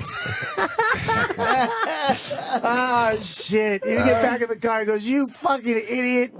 He's like, if you said C one more time. Shit. He is a funny motherfucker, man. Some foreigner being frisked by the NYPD just standing there going, yes. What an idiot he looked like. That was you, Bobby. I was scared. Fucking hilarious. You know, Patrice would talk his way out of jail. Yeah. You guys would actually do a fundraiser to fucking get a lawyer to get him out. You'd leave me there. We're working on it, Kelly. You'd love it. That was a fucking gay joke. Man. Yeah. Well, this sucks. Yeah, it fucking blows me. I'm gonna miss him a lot. Yeah, everybody is, definitely. Well, Mr. Rogan, anything else, sir? Oh, nothing, man. You know, what can I say? And it's a unique friendship that comics have with each other. You know, there's very few people like us. You know, the only people that are like us are you guys, or radio DJs. You're essentially the same thing. You're just doing it on the radio instead of doing it at a comedy club. Yeah. Needy creeps. That's all we all are. Damaged creeps. Oh, damaged, needy fucking messes, disasters. Right. We are the best and worst of humans. Yeah.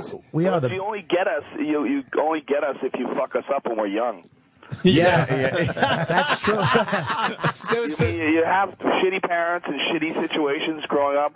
You know, the beautiful thing is it creates, MMA fighters, stand-up comics, musicians, anybody who's like, really fucking determined to express themselves. Trying to hide all this shit inside a rolling paper outer crust. It's just fucking barely there. When they stopped Sandusky when he was fucking that kid, they're like, what are you doing? He's like, I'm making a comic. Like, okay. That kid's going to be brilliant. 10 years. Shit. Yeah, Joe, well said, brother. Well said. Yeah. well, there's nothing we can say that's gonna make this good. It's just he was awesome. He was awesome when he was alive, and I'm just happy I got to know him. I wish I knew him more. I wish I was around him more. I'd already left Boston, but when he was coming up, and I already left New York when he was there. I was already in L.A. But when I did get to hang out with him, it was awesome. It's weird. It's like it's funny. It's like I'm grateful. I said to somebody like, I had a very complete friendship with him. Like, there's nothing that I say like, I wish I had said this. Right. I wish I had expressed that. Like, we traveled together. We did You said gigs that to me. together. Oh, was it to you? Yeah, Okay. apparently we don't have that, but go ahead. No, I'm right here, Jim. I'm right here. I remember it. You should. You told me that last week, too. Oh, okay. I didn't remember. Fucking shit friend he is. Why? It's my. I don't know who I said it to, but I had a complete friendship sorry, Bob. with fuck you. I didn't remember. You were just a big pair of fat ears I was saying it to. Sorry. I guess I should write down in a notebook, said to Bob. All right, so listen. I was talking to this fat fuck that I know, and I say, "Oh, sorry, Bob." But it's like you look back on it, and I'm like, I'm really happy that I was friends with him, and I'm really like happy that we did that shit together. And it's like, I don't look back and go, fuck, I wish I had said that, man. Like, you look back with regret, and there was none. Yeah. There's not one thing that when he was in the hospital, I'm like, I have to say this to him, or I have to get this pointed, because he knew. I mean, I knew how much he liked me, and he knew how I felt about him. It was and complete. It was a real What you had complete was relationship. He was fucking That's all you great, could ask man. for. He was fucking call you up for his barbecue and be like, yo, man. He actually called you and thanked you for coming to the barbecue. Yeah. Which is like, dude, for all the shit that people say about him, like he's this and he's that and he's this big motherfucker and he makes fun of people and he's mean to people, he wasn't. He was funny all the time. All the time. And funny, that's what funny is fucking making fun of people and being as honest as you possibly can. But he was also one of the nicest guys I know. He would call you up and go, yo, man, I just want to call you up and thank you for coming by, man. I appreciate you coming by to my barbecue. It's like, what? He fucking cooked at my barbecue for hours for a bunch of people he didn't know most of them, and just cooked there because he just enjoyed doing it. And then when he was done, I'm such a racist. You had him do that. I just like, get to work. Get to work. Did you make him wear a pancake hat? Yeah. Fucking Aryan cocksucker. Yeah, he can come if he cooks. Yeah, is he going to cook? Because I won't have Only way I'll let you in my house. Way to spin it today. The only thing he asked for when he was done is like, Kool-Aid? I just want me and my chick to go in and, Kool-Aid and Cheetos. He goes, I just want me and my chick to be able to watch a movie in the theater. Really? And I went downstairs and there were like 5 kids in the theater watching some shit. Yeah, Uncle Paul. And I just walked in there and I was like, I shut the movie off. I was like, all right, Ollie is out. Out. And Patrice is like, oh, you're not going to tell. I'm like, no, I'm doing that. Get out of here. Jesus, Joe, is that your fucking sinuses? What's that noise? Joe. Joe, me? Yeah, you. No, I'm not saying anything. I'm just sitting here. No, you can hear you breathing at your fucking nose into the microphone. His phone needs a windscreen. It sounds like you're trying to blow yourself in a tub. I can't hear anything. My nose?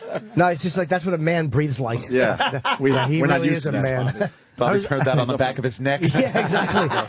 Is it weird? Is it weird to hear that breathing without "Don't tell your mother"?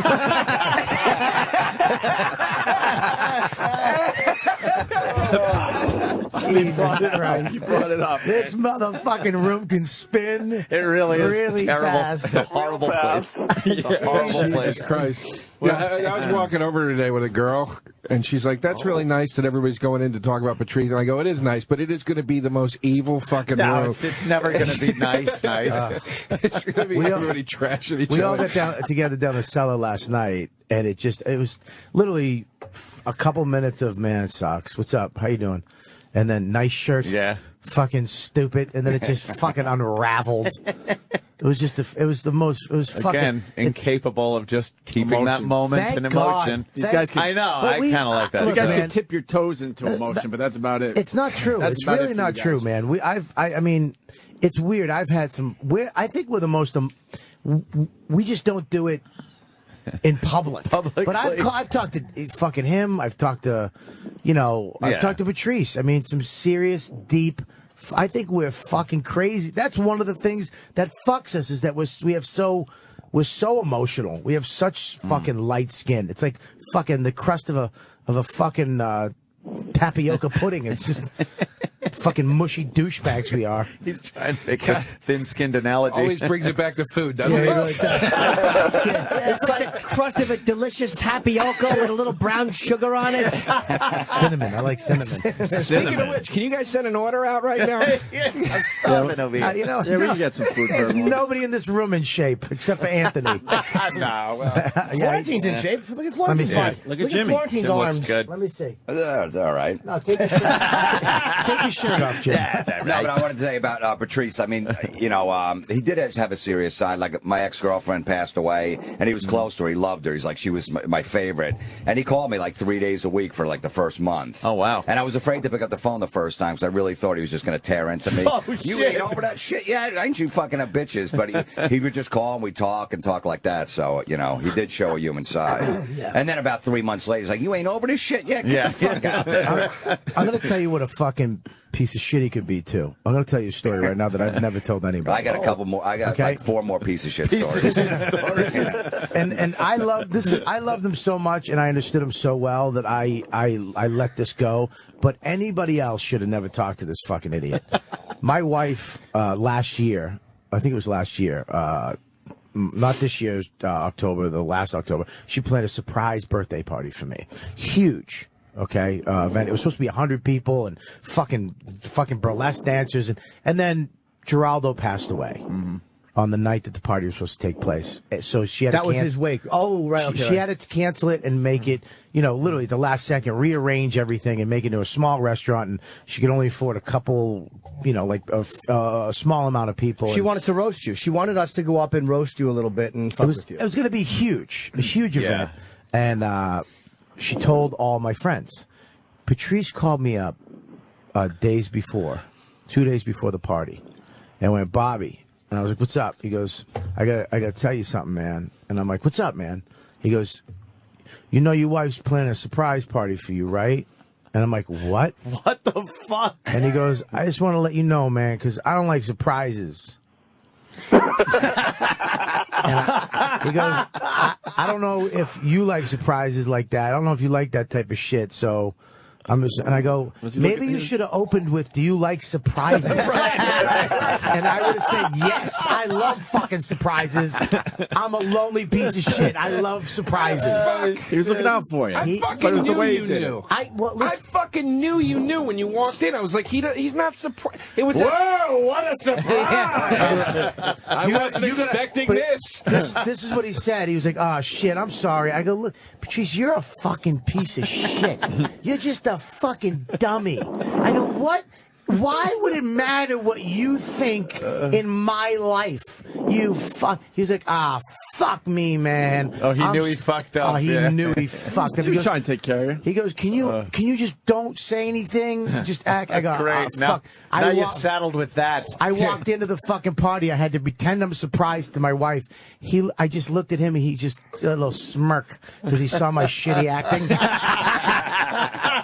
Well, I didn't know you weren't surprised, nor do I give a shit now. Your level of surprise is a valueless thought to me. I don't think we should. I think the surprise should have been that the party just got canceled and you walked in there alone, asshole. You're in your 40s. No, you're in your 40s. No more Exactly. surprise parties. Sorry we didn't have the little fucking hat for you. Dad, they got a hat with a 4 and a 0.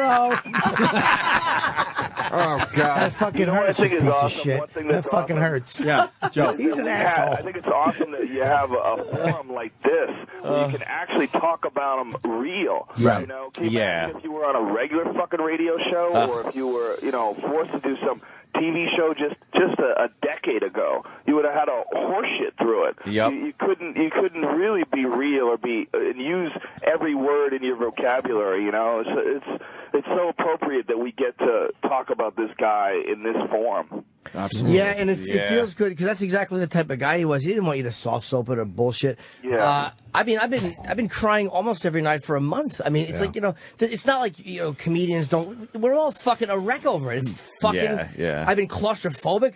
I haven't been able to sleep. I've been waking up just thinking of him laying there. Like it's been a fucking. I have dreams. Nightmare. I have dreams that he's actually he gets up. I've been having dreams for the last month that he's up and we're hanging out and he's a little fucked up and he's got a cane but we're talking and and then you wake up and you're like, oh, fuck, you start crying and you're like, what the fuck? And, yeah, that's always the weirdest thing when someone passes, when you have dreams about them being okay. And then, I had a few dreams about Phil Hartman after he died, that were like, for people who don't know, his wife shot him in his sleep and then shot herself. And it was really fucked up at the time. I had never known anybody that got shot before. It was, especially someone who got shot by someone else I knew. But I would have all these dreams about him being alive. And then you wake up and like, God damn, it's the weirdest fucking feeling to have a dream about someone that you really love and care about, and then they're gone. And then you're in the dream that you're talking to them, and it's just like the old times. And you're like, man, I didn't really appreciate those fucking old times as much as I do now. Yeah, There's a letdown too odd when you wake up. It's so weird though because like after the dream's done, you wake up, you have the memory of it, so it's almost like you got to hang out with him again. One more because it's a new situation. Yeah. It's very it's very weird. But then you realize it's just manifest in your own head, and they had no input whatsoever. It was just your dumb fucking idea of the person. Yeah. Yeah. All right, I gotta piss. Yeah, Joe, thank you so much for calling, man. We really appreciate it. Good talking to you, buddy. I'm coming in next week, man. I'm really looking forward to it more. I got to come to New York and do some bullshit press for Fear Factor. But the thing to me that was the most important about the trip is that I get to go in and do your show. Oh, we can't wait. Yeah, fuck yeah, man. It's been a while. Anything else? Absolutely. All right, Joe. See you next week, brother. Thank you, Joe. Joe Rogan. Thanks, Joe. Joe. Man. Yeah, we're going to take a break. Some of the listeners were calling him Darth Rogan. Yeah, well. He really. That's what a fucking mixed martial artist breathes like. He breathes like a bull. Yeah, and he should. Big solid head. When Chuck was in here, Liddell, same thing. It's just how a man that could kill you with his hands breathes. That's it. Or my grandfather. One or the other. What grandfather? Huh? What do you mean your grandfather? Because old people breathe like that. Because my grandfather breathed him. How do you know your grandfather? Oh, what do you mean, how did you doing an adopted joke? Oh, fuck. Wow. Funny point, too. Both Bob and Joe. Yeah. Right? What? Gay? No. You told him? What does he do? I don't. You were adopted, right? Yeah. But you had stepfather. Oh, yeah. I had a stepfather. I had two stepfathers and one foster father. Right. Jesus. But were you adopted or no? Hence Never the adopted. Fucking need. No, never adopted. Oh, I thought you adopted. No, I had two stepfathers and one foster father. And then one real dad that I haven't talked to in 20 years. Oh, boy. Do you know how fucking hilarious it is to watch two best friends, like the two of you, one of them go, really, Bob? I thought you were adopted. For all Hash these... out something that is so like it's important in life. It should be known like the first week you know each other. But no, that's pretty important. I told him that. I told him. He knows that. Important. All right, Florentine just goes, that's pretty important. But I don't remember because I'm just thinking. I told him that. Yeah. I told him that. I'm just thinking of all the times we've made fun of you for not being Irish. I'm like, oh, I thought you were adopted. No, that's because Quinn says I look like I was my great-great-grandmother was raped on the Khyber Pass. Oh, Jesus.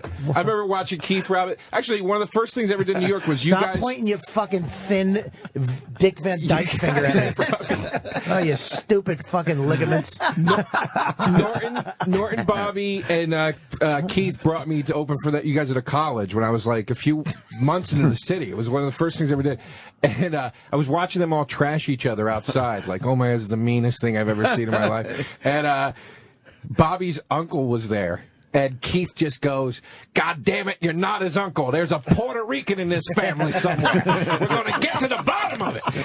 And I was like, you can talk like that to somebody's uncle? You know what I mean? Like, I thought you had to be respectful of people's families and shit. Respectful, nah. Fucking the funniest thing, we went to a Dunkin' Donuts. They're standing at the counter ordering with some kid. Some 14-year-old girl walks out of the back of the kitchen. She walks up to Keith and she goes, do you want anything? And Keith just goes, I want you to shut your trap. I remember that. I remember that. Bobby ran. I've never seen Bobby embarrassed. He ran out of the Dunkin' Donuts and he was laughing. He's going, "What the fuck's wrong with you, dude? What the fuck is wrong with you?" You guys did. Fucking Robinson is funny sometimes. Not on stage, but in life. God damn. Can I get you anything? I want you to shut your trap. Your trap. But, you know, it's obviously a very, very sad thing to to know that you weren't surprised. That motherfucker. I never literally the only people that know was me and Patrice. My wife doesn't even know. And I felt like shit. But that fucking cocksucker. But I still, you know what the thing is? You get mad at him. And even, you know, we all get mad at each other. I was like, dude, I still love you, you fucking idiot. You fucking, the whole concept of the party was a joke because I never had a birthday party. And so fucking DeRosa throws his own party for himself once a year for industry. You make it for industry. Yeah, you go there. He's not even talking to his friends. Keith wasn't even invited one year. It's just fucking Comedy Central heads. It's my best friend. How did you become friends with him? At one of my birthday parties? Fuck you. God damn, you might be able to a bar to drink. You make it sound like I'm hanging fucking streamers up and, you know, and putting out a food spread. Might as well put your fucking resume out, too. Listen, it's a party like Billy Bats. My party. Exactly. Don't get nervous. We should definitely take a break. Bill Burr is standing by and others. I want to play the clip Rogan was talking about. You got that, E-Rock? Oh, the Fox News one? Fox News thing, no, we usually... Sam, can you play it off the fucking internet for us? Yeah. Sam, get their stat. Yeah, quick. Rogan, this is going to take forever. Rogan was pointing out a clip that really describes what Patrice is all about, and I want to play that. Most of you have heard this a bunch of times. It's still great, though. Yeah, it's worth playing. Sam's he was commenting on our suspension for the Homeless Charlie bit when Homeless Charlie was in the studio talking about raping Condoleezza Rice and whatnot. Right. And he was on there defending freedom of speech and in his own inimitable style. Right. And there was a woman from National Organization of Women on. Oh, we love those people. And he just schooled the shit out of her. It was fantastic. He talked to her the way she should be talked to. Right. Right. Mm-hmm. Right. He was never back on Fox again after that? No, because he was so dirty. That's beautiful. And he another bridge gone. Right. Is this it? Nick. Okay, yeah, just play it as we go to break. Bill Burr next. Stay there. Next up on the chopping block, XM satellite radio DJs Opie and Anthony. They're under fire now for airing joking comments about raping Secretary of State Condoleezza Rice. Will they be the next to go? Is radio cleaning house after the Imus debacle? With me now, New City President Sonia Osario. She took part in a recent protest calling for radio stations to stop supporting negative language in music and talk radio, and also our favorite stand-up comic, Patrice O'Neal. Oh, thank you, sir. Patrice, are O&A next? I hope not. I wish JB and Elvis didn't lose their job or Imus. It's funny. This is the thing. I don't know her, but I'm assuming that she has nothing to do with funny. So I'm gonna speak as the expert on funny. Funny people should just be left to trying to be funny. What if they're not funny? Then you made a mistake. But how many times has how many unfunny rape jokes lead to rape? Like, I don't know how many jokes about rape there are. There's a lot. But your world is not funny. Your world is next on the big story. My world is people trying to be funny. Well, I mean, you think it's okay to try to make jokes about rape? I'm diabetic. I make fun of that. I'm a victim. I might lose a toe. But I'm trying to make fun of it. I'm trying to make fun of anything I think I can make fun of. Sonia? You know, what's happening now is the marketplace is deciding what's appropriate or what's not appropriate. I think the nation is just tired. There's a new mood in the nation. What nation? The nation. You know what? We're tired of things that are just Is this the nation, this paper, and you? I'm not the nation. I'm just speaking for me and funny. You're speaking for the nation, or you're speaking for... Yeah, you know why? Because I remember 6 years ago doing something against Anthony Opie because they were just so outrageous, and their violent images that they put out to women was just uncalled for. And now I think people... You think they were trying to be funny?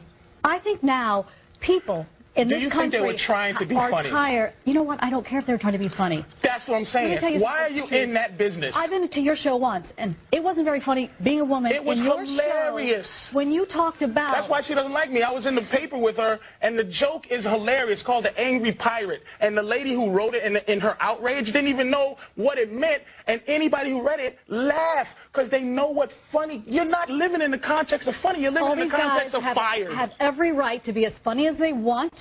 They can go out and try to be as funny as they want, make as much money being as funny as they want. This is what's happening. There is a change in this country. People are realizing they have an opportunity to speak out, and advertisers are listening. Radio stations are listening. You're not talking to who I talk to. And you're not going to get paid as much money anymore. Sonia and Patrice, That's look what at it this. is. The marketplace More is CBS speaking. radio firings. They've been on a tear lately. All right. Are they cleaning house, or is this the PC cops run amok? You know what it is, John. You know what it is while you're reading that paper. It's the PC cops run amok. Do you think she's a PC cop? Of course she is. She has an entire encyclopedia of her stance on it, but it's no passion involved. It's not a real. This is just what she has to say. We are outraged and fired and fired and fired. Name calling. I'm outraged. I am outraged. You should be. I am a fool. Now, if I called you a fool, you know what?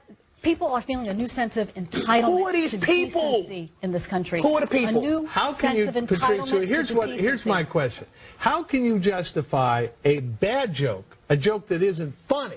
Oh, wait a minute. Go ahead. An attempt that isn't funny, doesn't get any laughs, and is about raping the first black woman to ever become the Secretary of State of the United States. Don't throw that at me. Well, why not? The attempt is what I'm trying to fight for. The joke funny jokes and unfunny jokes are come out of the same birth. That you don't know if anything is going to be funny. You should attempt to be able to make anything funny. Don't you think a joke about rape is doomed to be not funny? It's possible, but I've heard them. You've heard a funny rape joke? I say a couple. Watch my HBO special. I'm pretty good at it. Yeah, Patrice says that if you're having sex with a woman, doggy style, and if you hit her in the head just the right time. No, it's ejaculate in her eye and kick her in the shin, and she walks around like, arg! It's the angry pirate. That's what she was trying to say. A violent act of hitting her in the back of her head, her body. It's called the donkey punch. Which will then... Why are you laughing? She's outraged. It's called the donkey punch. It's called humor that she has no clue what it is. We have the same problem that Opie and Anthony does. You can't say just anything on the air. You can say anything you want. It might not be funny. You might get in trouble for it, but you should be able to be attempting. And plus, when is a crazy bum going to get an opportunity to rape the president? If the president's wife, John? It was trying to be funny. All right, Patrice, why aren't I hearing Al Sharpton complain about this thing involving Congress? Because it wasn't involving young black women. Well, it's involving a very prominent black woman. Well, where was she during young black? Everybody has their agenda. I was there. Oh, I'm sorry. Yeah. All right, excuse me. But why am I not hearing from Sharpton? Because it doesn't concern him. It's not concerning him. It's black. Come on now. You know Al Sharpton has his agenda, and it was perfect for Al. Young black women. And now she's representing just women in general. She's not representing the nappy hoe part. She's representing just the hoe. The nappy-headed part, she has nothing to do with. Just the hoe. Sonia? You know what? Women have been abused publicly in the media for too long, and people are tired of it. This has been a beautiful response of just the general public saying to advertisers, we're your consumers. We don't want to have to avoid everything in the street. We don't want to have to worry about what radio station we turn on. And there is some really derogatory, violent thing to deal with. Information, ma'am, is secondhand from someone making you aware that someone may have said something that you should be upset about. It's a shame. Your constituency, the people you represent aren't all victims in this matter. Patrice O'Neill, thank you very much. Sonia Osorio, thanks to both of you. Appreciate it. Time for Big Politics. Sirius XM. You're listening to Opie and Anthony.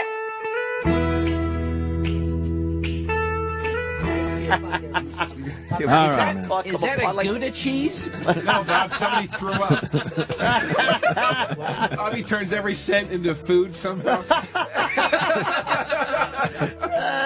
Bobby had to take one of my Pop-Tarts. You threw it at him. He caught it, and Pop-Tart went flying everywhere. Well, that was his teeth. He started eating it. It is true. You While don't it was have still one in the air. Pop-Tart. You have two. He tried to eat like a fucking seal, throwing him a fish. Can you tell the open micers to stop chatting like we're not on the radio? That's just mean now. We're on the radio. Stop whispering shit, dicks. Here's the deal to set the mood here. We got Bob Kelly eating one of my Pop-Tarts. Mm-hmm. We got Colin Quinn has arrived. Yeah, with his fucking gay coat. Gay coat? He borrowed Mary Tyler Moore's jacket. Where is that? Put it on. Put it on. Show this fucking thing. Look at the buttons. It is Mary Tyler Moore's. Wait for the buttons. He's got fucking wooden buttons. Is it kind of like military? No, it's not got military. the military vibe. Yeah. No, not Let me really. see, let me see. It looks like it was going to be a pea coat. Oh God, it's kind of a cool coat. It's not a cool coat. Oh no, it's those old leather buttons. Yeah, fucking asshole. Oh my God. Fucking That's an Angela Lansbury coat. Yeah, why don't you go solve a crime in that, you fucking idiot? It's a belt buckle around the neck, too, Colin's trying to own it. Colin's trying to own the coat. And help. You stepped on your own joke. We also got Jim Florentine. We got Joe DeRosa, and Kurt Metzger has arrived. So, and Bill Burr waited through the break. Wow. Bill, what's up, buddy? Hey, guys. What's going on, man? Hey, man. Hey, man. Strange day, obviously. Yeah. Yeah, it's awful. Awful, awful, awful. I think yesterday was, I set the record for laughing and crying. Every time I start crying, I think about something funny that, and I start laughing. It's just awful. Awful. Yeah. And yeah, I bring it down. You guys were on a nice roll there, but no. We've had. It's what it is. It's been all over the place all morning. It sucks. It's been all over the place. And you do. It's like I wasn't able to really watch a lot of the videos that people were posting yesterday because I don't know. It was tough. Made me feel weird. It was kind of sad. I tried a couple of times, but it was just like it got too sad. But then you read some of the shit and you start laughing your ass off because you just read it in Patrice's voice, and that got me laughing pretty good. I started thinking of all the stuff that he did. Do you know one time he had a meeting at Comedy Central? And, you put on your I'm going to get a deal shirt, and you go in there, and you tap dance, and you try to sell your stupid idea for a show. He went in there and spent 45 minutes trashing the executives for putting Mind of Mencia on the air. And he just wouldn't let up. And then that was it. The meeting ended. Like, that was just basically I think he pitched his show in the final 3 minutes. He got the opportunity to go in there and decided he was just going to bash the show. Oh, man, that's fucking great. Just kept, and at the end, he pitched his show for like 3 minutes. And I remember asking him why he did it. I go, why would you do that? And he just started laughing. I was thinking about all that stuff. One time Bobby, do you remember the time that comedian came to town? He had the metal hand. What? Remember that? Hang on a second. I'm going to the airport. This is my ride. Hold on a second. Oh. Hello. Okay, all right, thanks. Freaking guy went to south instead of north. Yeah, so this guy comes to town. He was missing his left hand, so he had like one of those 3-pronged left hand things. Everybody sees it. Nobody wants to say anything. And the great thing was it was his left hand, so when you met the guy, you just stuck out your right hand and there was no problem. But everybody's thinking, what happened to his hand, right? So after he meets like 10 comics, he then meets Patrice, and Patrice sees the guy, and when he goes to shake his hand, instead of sticking out his right hand, he sticks out his left hand. And the guy with the fake hand, like just out of instinct, stuck out his left hand and then sort of froze for a second. And then Patrice, with his big, dainty fingers, just grabbed one of the metal tongs and sort of shook it. And there was all this awkwardness, and then Patrice just goes, "What happened to your hand, man?" And like that's why I loved the name of his last special, Elephant in the Room, because that's what he always did. Yeah. Just addressed. You want to sit there and be like, that's rude, that's insensitive, and then you're like, dude, that's exactly what I was thinking. What happened to your hand? Yeah. I know, it's actually psyched that he asked it, and I don't know, man, I'm going to miss that guy like I don't know. Yeah, it's crazy because it's I mean, I've known quite a few people that have left us, but this one is just like it just hurts. He's one really hurts. He's so fucking irreplaceable, you know. Yeah, no, he's he's even beyond the description of one of a kind. Yeah, One of a kind is almost like hacky at this That's point. too cliche, right? Yeah, you're right. That's what I tweeted yesterday, you red-headed cocksucker, you. Go fuck yourself, Billy. What was that? He's making a good point. Bobby, do you know something? Ever since we started doing these stupid movies and this goddamn book, I now hate the sound of your voice. That wasn't me, you fucking cocksucker. That was fucking stupid Colin Quinn, you redheaded shit dick. Was that cocky feature act? No, that was fucking Colin Quinn. You don't recognize that raspy, shitty voice? Hey, no offense. Ted, No, I I'm know. walking through a gate carrying my bags at 5 in the morning out here. Cut me some slack, and I'm on a droid. I don't have the iPhone, dude. Attack Colin. I didn't attack you. How did Bobby get dragged into this Bobby's shit? too busy eating. It was I Colin thought it was Quinn. Bobby. He did, Because he said it was a hack line. He thought it was Bobby, so it was mine. Huh? What'd you say? You trashed me, and I missed it. No, you trashed me. You called me a hack for saying he's one of a kind. Well, that was a great. That was a really great, deep sentiment. No, Colin, you're so old. You're grandfathered into using that expression. Yeah, and then you followed up with Patrice was aces in your book.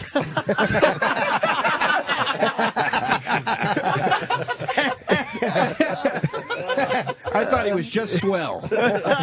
He's the cat's pajamas. Owen said 5 words since he's come in here. He's just getting shit on. As he should. As he should with that fucking stupid gay Pico. I don't know what the problem is. It's a lovely jacket, It's Bob. not a lovely. It's a lovely jacket if you're an 85-year-old woman. Where you going, Bill? Going to go do some gig in Western Massachusetts. Every time I go, I still get nervous when I perform out there because a long time ago in Lee, Massachusetts, exit 2 off the Mass Pike, somebody threw a dinner roll at me when I was performing and doing stand-up in some restaurant. Oh, shit. That's pretty degrading. That's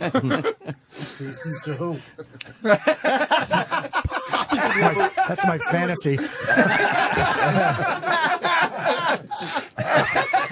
I'd like to get paid with those. Yeah. Have all 5 courses thrown at you.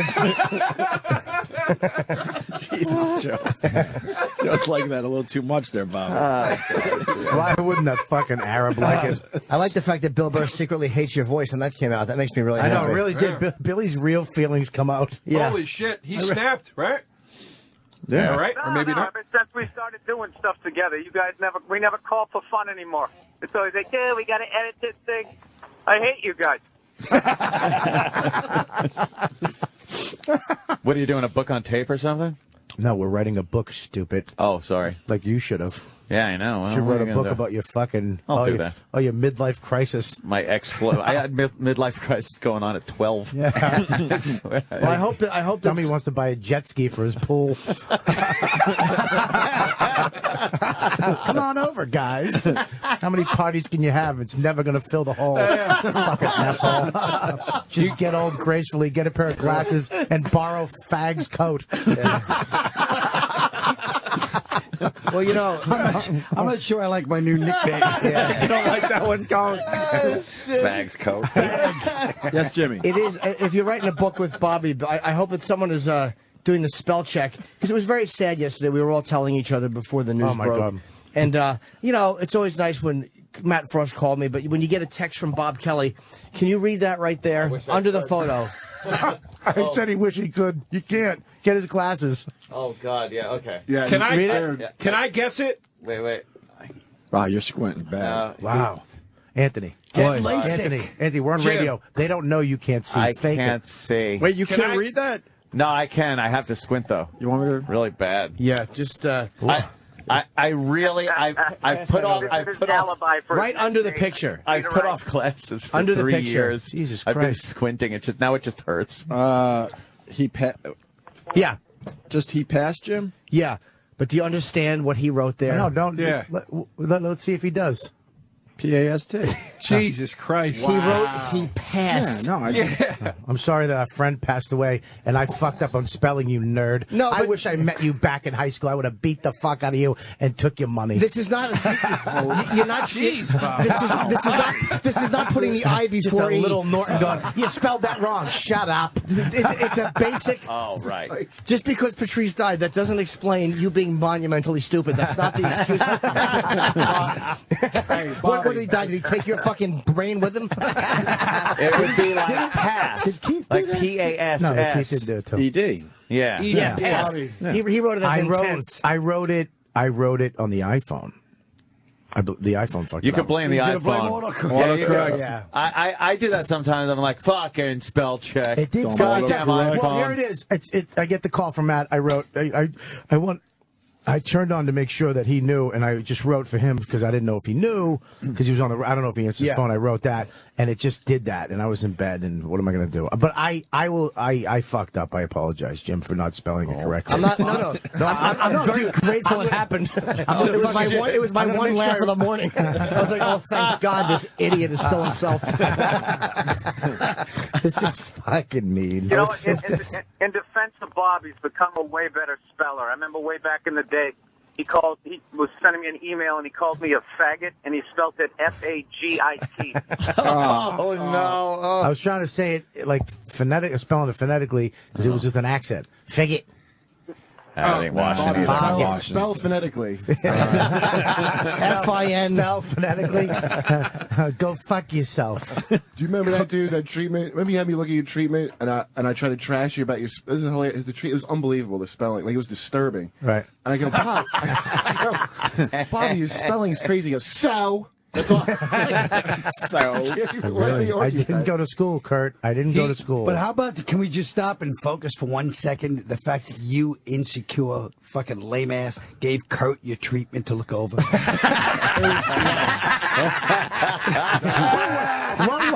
guy you just called an open micer about 40 seconds ago. Well, look, hey, And it was like years ago. Kurt is an open micer, but he's a writer. He's a good writer. Thanks, Kurt's Bobby. a great writer. I can spell. What was it? You can spell it. What was it? It's called I'm Finished, right? Oh, yeah, that thing. How'd you spell that? Yeah. Fucking ROBERTKELLY. Was that the name of the pilot or things you've never said at a dinner table?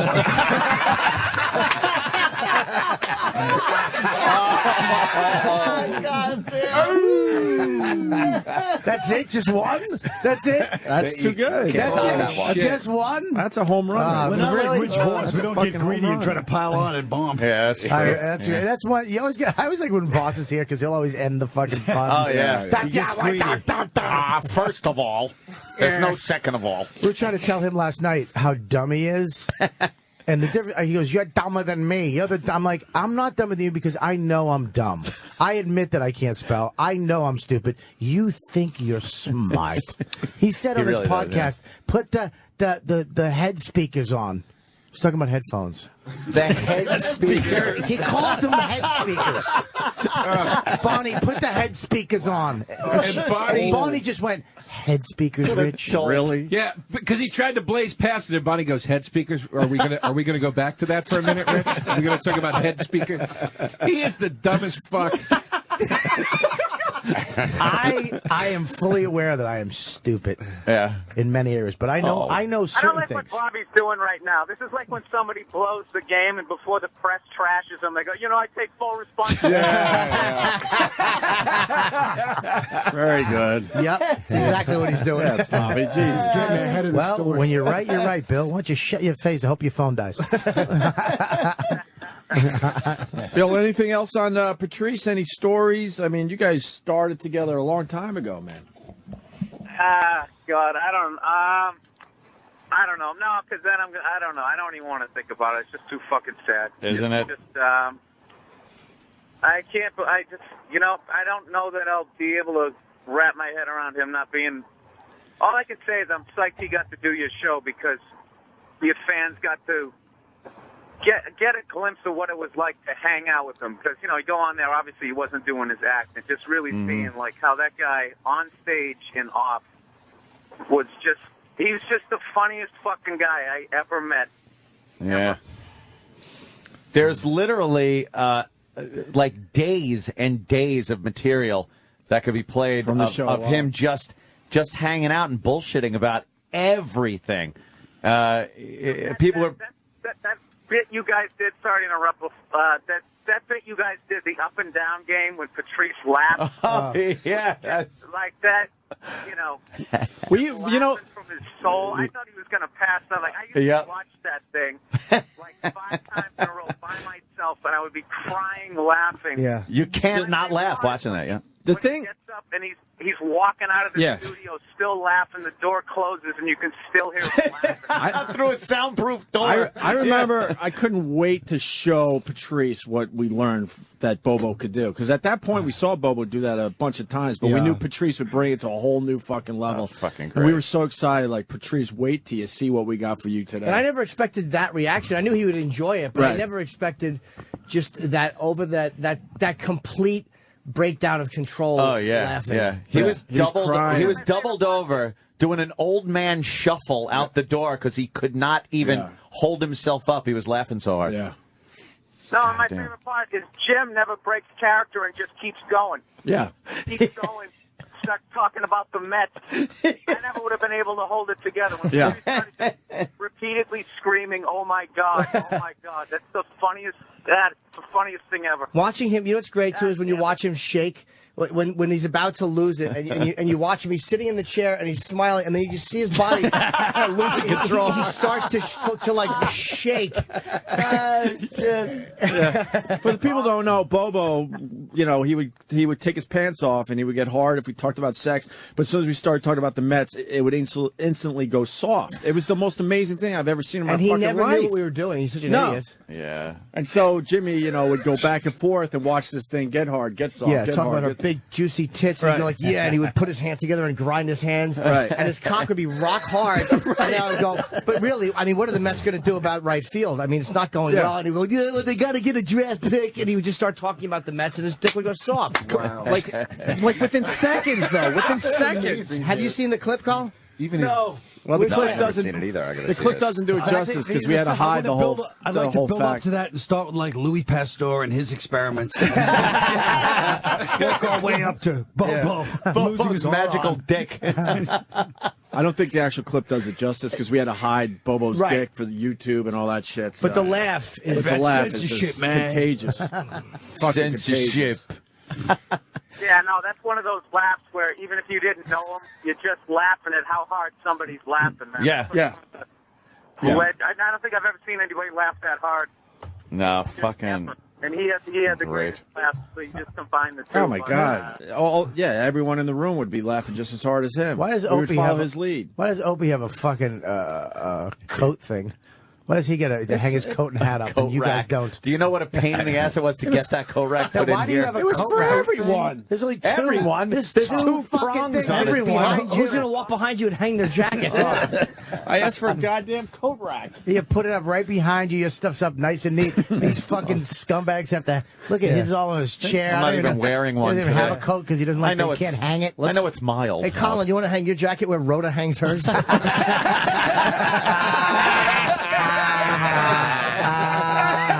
Colin has a gay coat. Your coat really does stink. Jesus, Joe. Just Rhoda made me laugh really hard. I like how Bob Kelly got Wait, hold on one second. Fuck, I was just lining up. Oh, go ahead. No, forget it. Now it's over. Go ahead, It's Tony. okay, Colin. What were you gonna say? Go ahead, what were you going to say? No. The moment's Go ahead. No, passed. it hasn't. Go ahead, try it again. If it bombs, so what? Go ahead. Go ahead. No, I'm not going to I'll do say- it. No, I'll say what I was going to say when I ruined. Go ahead. I don't like the fact that DeRosa used the alternative comedy. Rhoda really made me laugh. Fuck you. You didn't say that, did you? He said Rhoda. he did. No. He said when it. Jimmy Just said, having a nice, honest laugh. He goes, Rhoda really made me laugh. Rhoda did it for him. Shut up, The Joe. word row. Joe's only upset because I'm going to ruin his opening status. Oh, wait. What, Bill? Bill, what'd you say? On my awful cell phone, I heard Joe say that, and it fucking annoyed me. Everybody. Thanks, Billy.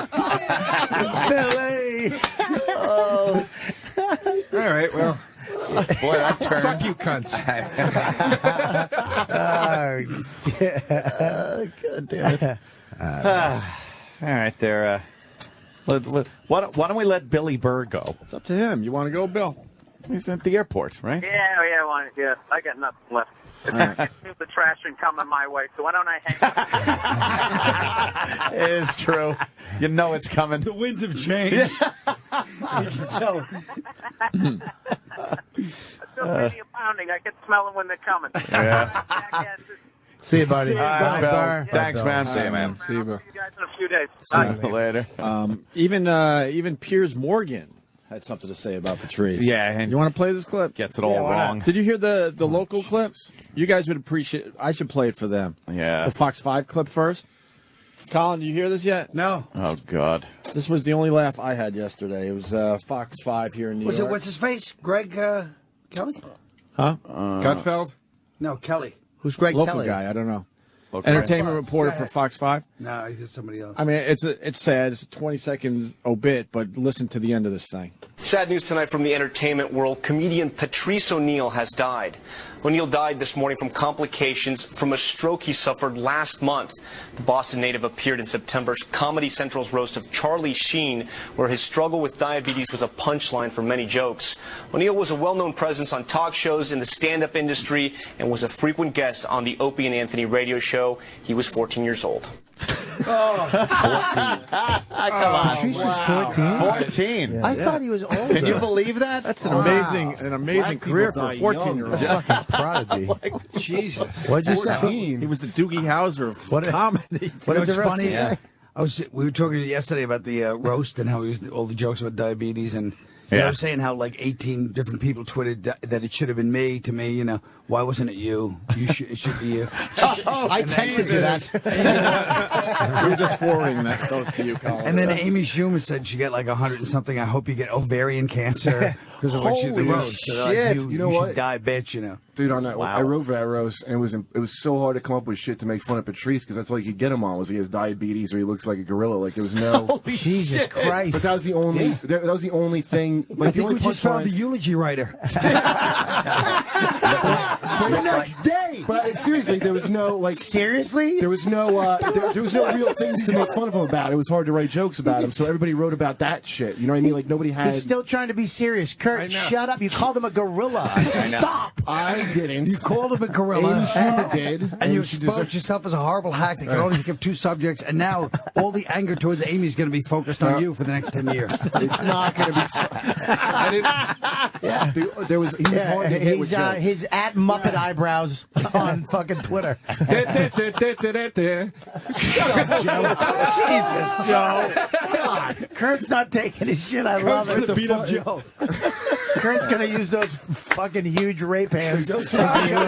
Choke Joe's little fucking. Joe's got great neck little out. raping tits. Look at those little sweet. I'm gonna pump you. You're gonna punch me off the shit. love seat back here. Amy's here. Speaking of Amy Schumer. God damn, is she looking good? Yeah, She she always does. does. She looks She's hot in so grief. talented. She looks hot in grief. Yeah. Guys, I gotta get out here. Actually, Let her, I gotta go. All right, good. She'll take your seat. I'll see you guys later. All right, Bobby. Thank you for coming in. Bye, Bobby. Bye, guys. Take it easy, Bobby. Go break a leg. Hi, Amy. Amy.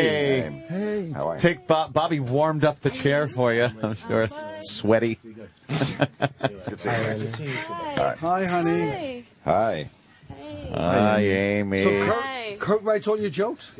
Yeah, That's what he was just saying. that's right. Just the ones that get me in trouble. I go. Amy's coat is more manly than Colin's. It really It's is. my lovely coat today. Well, look at it. Amy, You want to take a look at his coat? P for pussy. I think Wow. Colin's going for the You're like distinguished. Paddington Bear.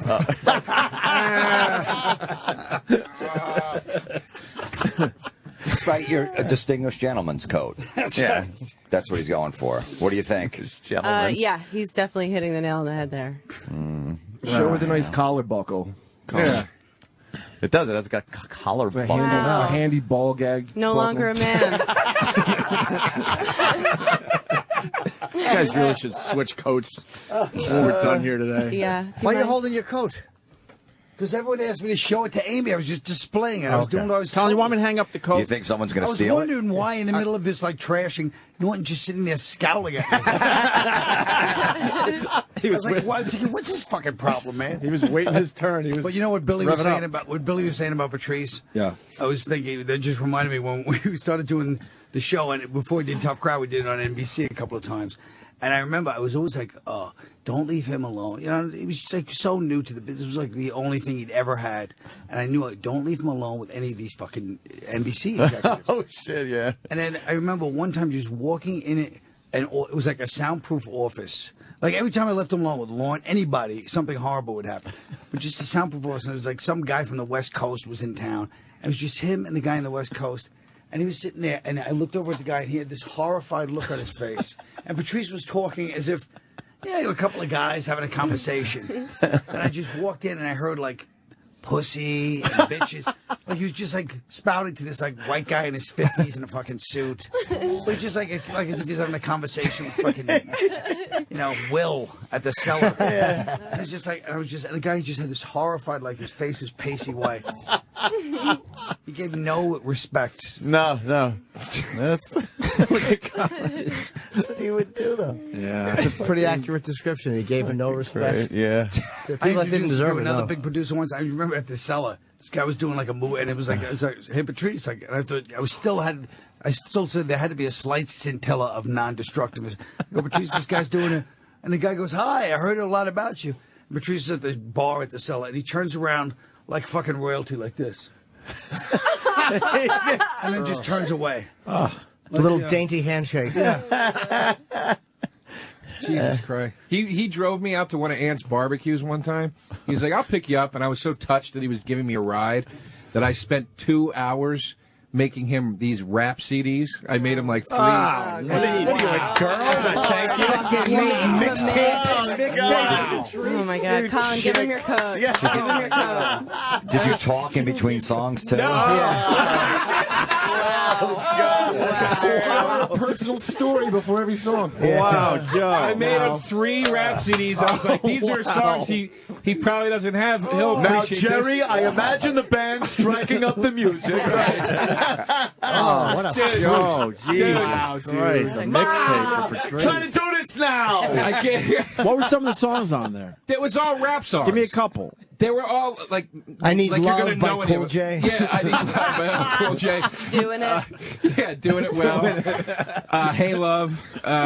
Yeah, You can do some it, Boys put your to back Men. into it. It's so hard to say goodbye to yesterday. Oh, no, my no, I made him like I was like, dude, God, I I can't appreciate even you giving me a look at ride, man. I know you're not going to take gas money. I made you these. I thought you might enjoy these for when you're He would have driving took around. gas money. Yeah. He goes, all right, like that, right? Because you just came out of the closet to him, dude. That's why. That's a long ride. Oh, God damn. He put every CD, I swear to God, every CD, he put it in back to back, and he just sat there, 2 seconds of each song, you go. Holy shit. Next. Literally through each CD, and he goes, I mean, Joe, goddamn, I mean, You didn't appreciate that I appreciate the gesture and all, I guess, but you recognize that you're a white rap historian? Like wow. yeah, I think there were. This is twin hype, Patrice, in the 90s. I think there was that he called me cracker a few times in between songs, and but the funny is that when he found out I was Egyptian, he'd call me up like on Thanksgiving. He'd be like, "Joe, you want to come over for Thanksgiving?" I go, "I can't. I'm doing stuff with my family." He goes, "You know what, Joe? I'm tired of you pretending you're white." And he'd go, "Everybody knows you're a dirty nigga African, just like the rest of us."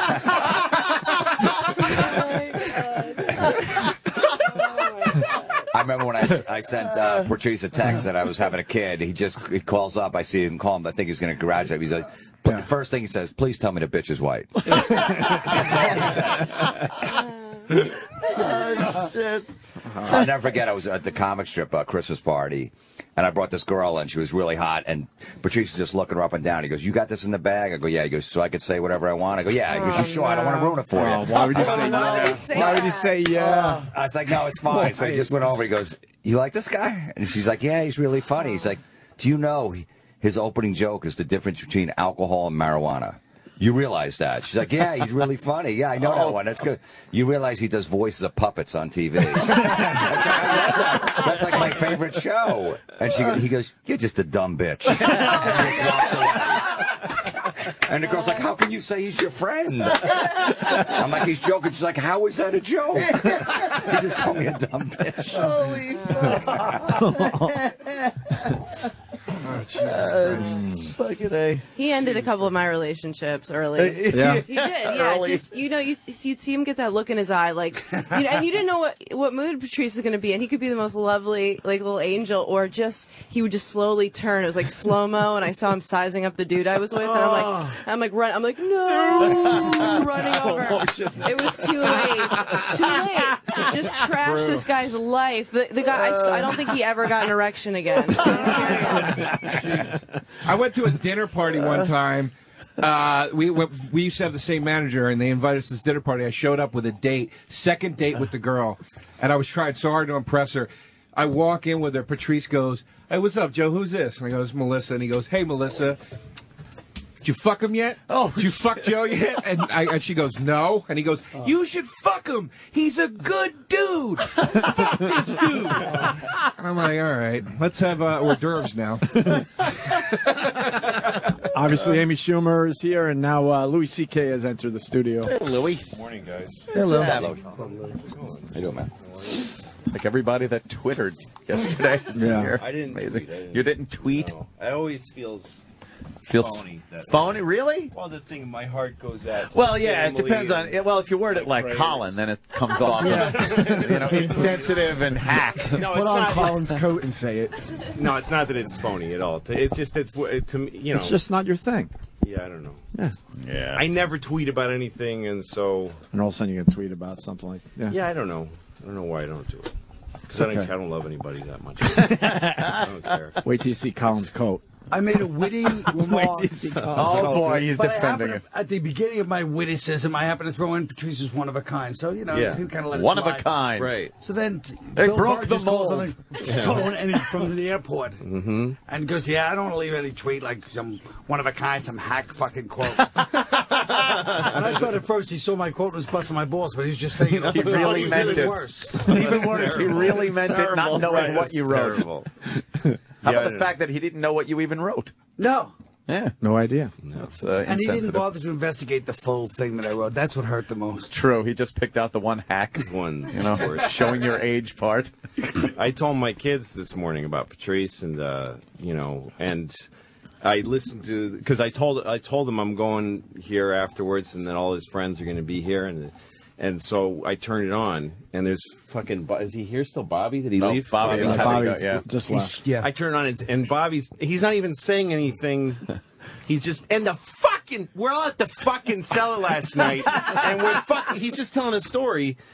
He could be saying anything. He's like, we're at the fucking cellar, and fucking what's his name is there, and fucking he's not upset. He's not. It's just this shit that comes out of his fucking mouth. I think he just caught a pop. And my daughters are 6 and 9. And I'm going, I'm trying to ride the fucking volume. Ride the volume down, yeah. And they can't enjoy people's emotions about their fucking past friend because of this fucking. And so they go like, why does he? They had to ask like, why does this person? Because it sounds crazy. Yeah, of course. if you don't listen to it all the time, it's like, what's wrong with this? It's beyond Tourette's. It's like that's so odd because here, well, when he was here talking into the mic, you don't realize it because he says here. fuck a lot. But I guess Bobby if you're listening to it on the radio, you really, especially with children, right? But I explained to them that Patrice and Bobby and I came from Boston, and that there was. I told them what it's like to do comedy there. That there's drunk Irish people. I'm teaching them stereotypes. The Irish Bostonians get wasted and they sing na na na na hey. You get chanted off stage, and so people had different ways to survive that. And Bobby's was, I explained to the kids the difference between, like, you're trying to tell a story. So I went to the store, and the guy there was really mean to me. Nobody's listening. They're throwing stuff at you. I went to the fucking store, and the fucking guy was a fucking asshole. Like, it's a way of charging through the shit. Like, that's what turns guys like that. Oh, shit. And then Patrice was just this a mountain that sat on stage. He was just a mountain. Whole other approach to being listened to by those audiences. Yeah. Bostonians terrified of giant black men. Yeah, just a huge presence. Did you start out with him on the stage? No, he came up after I'd left Boston, and then he just showed up here as this Boston, young, enormous Boston guy. Bigger than life. He didn't have to move around on stage or anything. Oh, he just so last stand time there I and saw fucking- him on stage, we did the Nasty Show in Chicago at the Vic Theater, and it was me and him and Nick DiPaolo. Were you on that show? I don't remember if you were. What year was it? I did that with Geraldo couple and years Patrice ago. a year and a half ago. I don't know if I was on that one. But he closed the show. I hosted it, and he went on last. And he was, I mean, it's just, he would just stand there and fucking, he was really starting to hit a stride, too. He was getting great. I mean, he's always been one of my favorite comedians, like always in like the top 3 since I first saw him. Wow. But in the last few years, he just started to get great. Like, he figured it. Every comedian hits some point where they figure out their thing. Like, they do the Hellraiser box, they click it right, and it starts fucking, everybody starts coming out of the doors, Pinhead and everybody, and he just hit that. I mean, just that last special was incredible. He was just starting to figure out how to make his thing really work. Yeah, and off stage, to be able to do that on stage is fantastic, but then off stage, just to hang out and bullshit about stuff and make it genuinely funny. Any fucking subject that would come up in here when he was sitting here, he had something. He had on at it. least He a always half had something hour on on it. it. I was trying to explain him to my kids, because I want them to Good understand luck. what this stuff means. Besides that he was a big black guy and he said crazy shit. I had to, like, I'm explaining him, I had to say that he was black at some point. Like, it didn't matter. But at some point I had to say he was a huge black guy. Like, it didn't actually, wasn't material to anything I had to say about him. But you feel compelled to describe him like that. Yeah. And also the life lesson that you got to fucking take care of yourself. But yes, true. You know, which is makes me angry at him. But it's just that's the biggest substance abuse problem amongst black people is cherry coke. But it's still the biggest killer. But I told them, I thought of a bit that he did here that I was able to explain to them, and for a 6 and a 9-year-old to grasp it was kind of weird, but they got it because of his wording, which was about Plaxico or whatever the guy's name was who shot himself. Plaxico Burress. Yeah, the thing that he said about how he was rich now, living in a mansion, and he had a choice in life. He could hang out with rich white guys and play golf, or hang out with black guys that he grew up with, but who are fun. But in order to do that, he had to carry a gun because those guys are fucking stupid and they all carry weapons. So it was like live amongst your own, but he's not stupid. He's rich now. So he had to carry a weapon in order to hang out with his own people. That's such an acute observation. That's where he would find these like cracks in the little things. Oh Yeah, my no one else God. was thinking And my about. kids were howling. They got why that was funny. Wow. There was the shit that like I pondered for years, and when the subject came up, I felt all good about being able to discuss it and talk about it. And then I was saying before, in one sentence, he'd wrap it up and be like, "How did I never see that?" And he'd close the book on it. Yeah, done. He'd say, Here's "That's it. here's what it is. Yeah. And that's it. And that's where everyone now has to refer to Patrice versus the people. Yes, he said president. Patrice versus the people for racial harmony. No, and I remember like the famous thing of him going on whatever it was on Fox News. Yeah, we just played that. Yeah. There's a woman who actually dresses up to go and protest a rape joke, and he makes her laugh at a rape joke. She laughed at it. She absolutely did. That's the power of what he did. Yeah, and she couldn't deny it. This woman whose whole life is, I'm going to go act outraged. Right. Yeah. And she had to go, shit, that's funny. That's funny. Fuck, Blooper that's spots. funny. I wonder what she's doing now. That could have been good when she went back to the office. Changed her path. Yeah. She's doing really No, like to know he stand-up comedy. all rape jokes. He was a guy who forced people. He also didn't take any easy roads himself. Like, everybody does some bullshit version of themselves. Everybody Right. does. I do. I have like a bunch of jokes that I know are just there because old fat, overweight, middle-aged dad. Like, I got a bunch of those that I'm Ace in the hole. Yeah, exactly. Yeah. But he has. I was going to say he forced you to be honest, man. Yeah, and he didn't do that himself. Like, he was such an atypical. The first thing he ever did that I saw that made me go, this guy is special, was his bit about how he loves the Beatles. Yeah. And the pressure as a black guy to have certain trappings, and he says, I love the Beatles, but I can't. And he do it, this visual of him riding around in a Cadillac. We all live in a yellow submarine, like in the hood. What's up, G? Yellow submarine, yellow submarine. But that's not your typical big black guy bit. No. We got into so many great racial conversations on this show. Oh yeah, and he just slammed me, and but the great thing was, the second the show ended, we'd be walking down the sidewalk going to the parking garage, and he's just hey, how's your pool? What's that like your pool and shit? That cool? No, my favorite part of that's being so on the fucking show, cool. I loved being on when he was on, because he'd get, like, we would lock horns and stuff and get, like, I told him once I wasn't attracted sexually to black women, and he tested me for like 2 hours, saying that meant I'm gay. He's like, it means you're gay. And he said, so he would go like, and he started doing this bit where he'd be like, please bring up, like, and it was like a lawyer asking for. He was like, please bring up fatbooty.com. Like, all these sites Go to that the he knew of. website, He's like, really? Nothing? There's nothing that you can, you know what, bring up? Yeah. That's juicy. Pissing on blacktits.net. And he'd come up and he'd go, this? You don't like this? References, man. But we would go at it here. And then, we'd walk. The best part, though, was walking down to the subway with him. And then we'd stand on, like, 6th Avenue and 7th, or 57th, and just stand there for, like, 4 hours and just talk. Oh, fuck yeah. And he'd say openly sexual things to every woman that walked by, and they would all smile.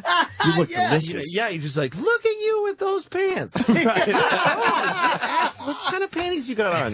Pink. Bye. Good morning. He would hold court on a street corner. Yeah, when we would do the walkover at the old station, right? And we'd be walking to XM, and Patrice would just stop and talk to any girl that was walking, and they would engage him. Yes. They would talk to him. Like and it's like, why aren't they running? He would disarm you because he was funny and silly and he wasn't threatening, and they Right. would He just, like, was looking at silly. him, But you on would think he would be threatening. Right. I mean, just his physical presence would be threatening, and the ability. Maybe that's what it was. It was the relief. It's like, no, here's this huge black guy. He's not but he's gonna got kind of a mug sweet voice. I want to hug him now. We were at the 'cause comic I'm strip not one afraid. time, and there was a girl he liked at a Christmas party, and he's like trying to play hard to get. He's like, I'm not going to talk to her, and he didn't talk to her, and she didn't come over. And I said, you fucking idiot! You think that you're being like hard to get? She's happy you're not talking to her. She doesn't like you. He really thought that she was being intrigued by his evasiveness. He was just happy that this fucking fat creep was leaving her alone. The ability to diffuse his physical presence with something so fast, like that quickly when he started Little talking to couple you, words. is amazing. Yeah. Like, because you would just look and go, big black man, must be afraid, must cross street. He but was an empathetic person, too. Yeah, I mean, that's yeah. what made him a great comic, is that he saw, if he had insight because he was empathetic. But he was a guy who would, like, talk to him for 5 minutes, he'd start asking you about your life. And Oh, absolutely. what's going on Every with this single and that. time. Hey, you like your truck? Yeah. Be talking about my truck and stuff. Yeah, I got mine. I like it. Yeah. Oh, yeah, really? Where is this conversation going? You knew it wasn't a conversation. He was basically fishing for information, and when he was done, he was just going to walk away or get off the phone. It wasn't like, I really want to know about your truck. It was, I need a piece of this and a piece of that, and then I'm done with it. That's right. That's right. Gonna put on my bowler hat and go. Yeah, Mr. Cotton Club.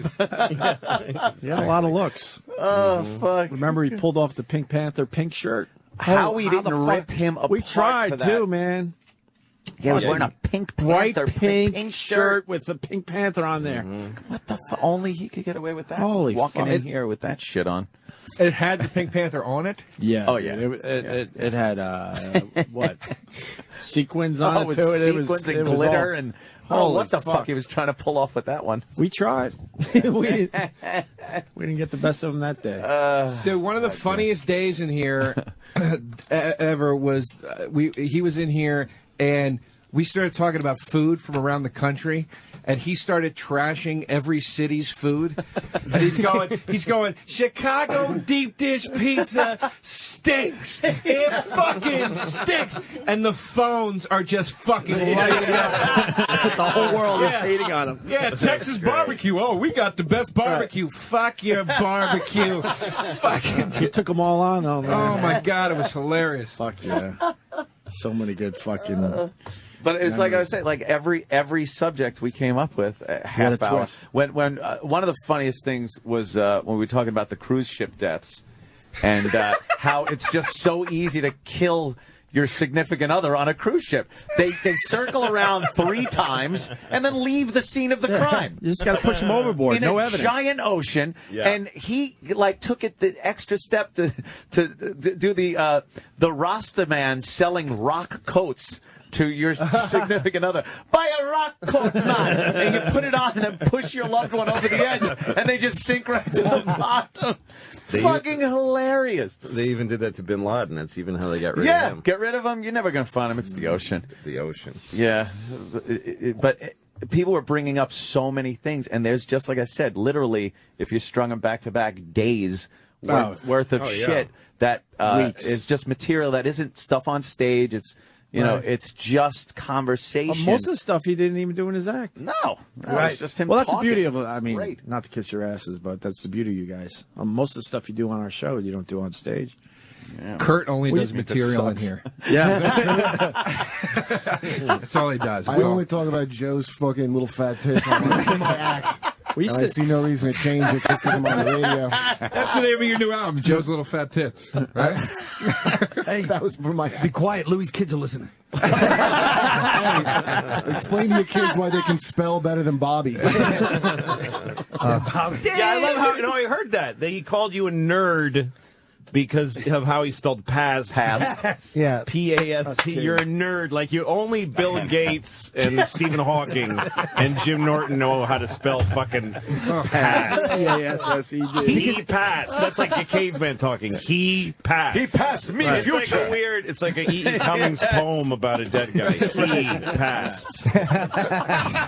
Fucking moron. Hey, you nerd. Yeah, sorry for paying attention at school. Tries to turn it around on Jim like, oh, you're one of those guys. Like it was a basic spelling error that everybody makes in a long and complicated word. So this is not a PH in the middle of a word, you asshole. This is 5-year-olds can spell this right. Yeah, it's not even like laugh with a GH. There's no silent letters. Yeah. I get the same one. Idiot. He spells Y-A. Yep. So he'll text you. The same one. Yeah. He's Yeah. from Boston. Yeah. Did it happen? Oh, you got this? He wrote the same thing to you? Yeah, sure. Moron. And it's not a spell check thing. No, of course it's not. You don't blames it all the time. go over to the T. It's a whole other part of the.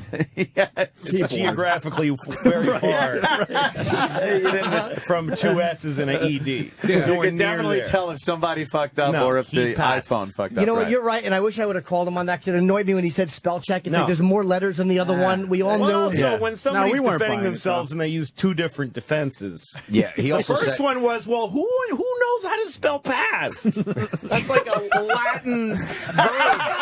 That's where he starts, and then he goes, oh, well, it was the spell check. Of course I know. I'm a nerd too, Jim. It was the spell check. He also said that he was laying in bed. So I was laying in bed. Like, what are you going to do? Yeah, you can't spell when you're laying in no, bed. when you're laying in bed, there's no way. Point, yeah. Then you're at the mercy of that aggressive spell check. We should call him right now. Very man. proactive about spell check. Hey, he's on the set. Don't bother him. Oh, that's right. He's on the set. He's on the set. Oh, she's stupid. God damn, man. You should call Tribeca Films and tell them you have a guy in your cast that can't spell. Get him fired. So. I'm smart too, dude. Yeah. I'm smart too. I'm not Fredo. dumb like everyone thinks. Dude, you know what? Just passed over, dude. I'm finished. You know what, dude? You're so schmarmy. You're spelling the words right. What are you, queer? Spelling. That's his thing, is the fat consonants. Yeah. It's just a Spelling. so. He just spits out his consonants. Oh, man. Spell. Just because you can spell.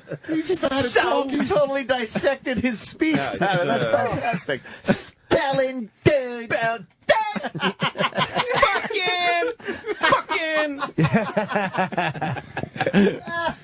I got a fucking pencil and I wrote fucking. What are you doing? What are you emphasizing? What feeling are you emphasizing? Fuck, man. The visual of you turning down the radio for your daughters. Is Well, killing me.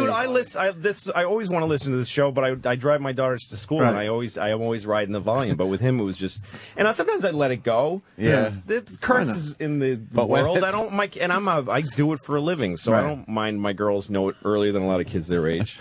But that was, Jesus, there's no call for that. Yeah. It just doesn't make sense. It's not even that it's like offensive. You got to know it made when it to use no those sense. words, right?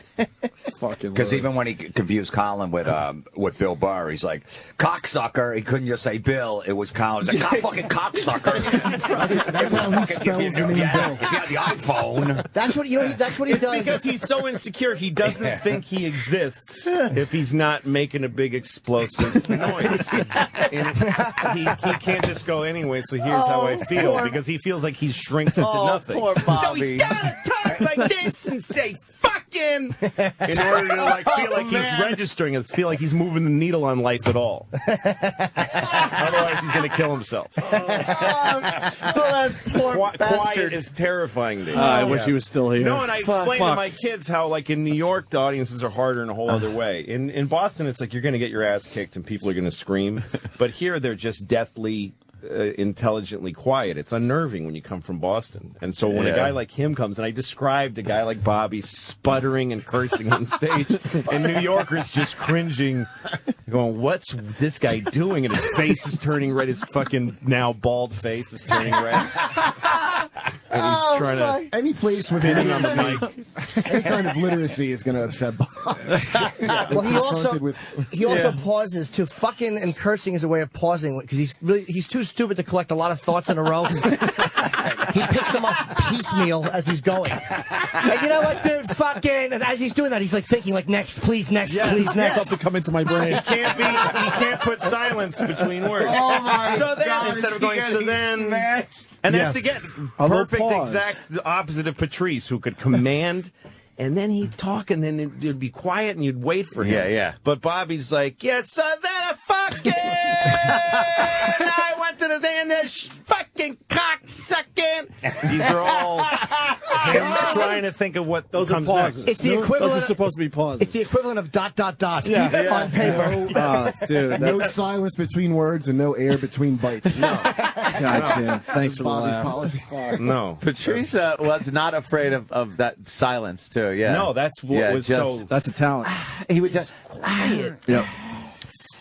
No, and then he had a fastball. Like, he could do that, and then when he'd get on a roll about something, I mean, he was a very... I love... One thing I love about stand-up since I started loving it is how it works, musically, How somebody works the mic and sounds. Like a rhythm? Yeah, and he had this great way of doing that he would start by just talking about something, introducing the subject, make people even a little unnerved by how uninterested he is, and fucking standing there and doing a big performance. and then he would start getting excited about something, and then he'd start, and then his voice would go up to that raspy register, and he'd start feeling it, and then the place is rolling, and he'd rock. You know, it was just it had a great dynamic to the whole thing. That's what he was starting to figure out. Because he was on stage, he was funnier in here than he was on stage for a long time, and he was I think it takes until you're in your late 30s, 40s to suddenly turn into, I can fucking do anything I want up here. I think that he just got there. There was probably a fear of starting slow, like starting with a basic conversation. And not this, I got to grab their attention. I got to talk fast. I got to talk loud. Like like you said, this almost disinterested way he would introduce the subject, and then it would build. But to have the confidence to do that at first and not think you're going to lose the crowd. Well, what gets you finally to do it is when you get older, you just don't care. You really just don't give a shit. I actually don't mind if your life stinks up. Fuck it. I went to the I disagree. You need a good icebreaker.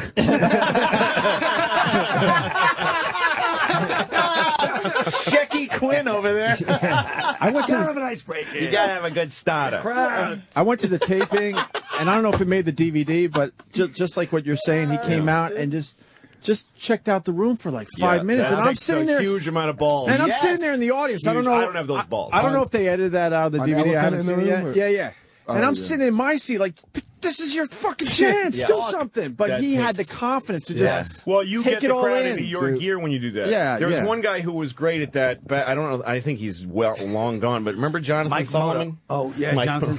Ray J. Johnson. Jonathan Solomon used to come on stage, and the first time I saw him, he had a tape recorder with him, and he came on stage, didn't say anything. He just came on stage, and he looked at the tape recorder to make sure it was running.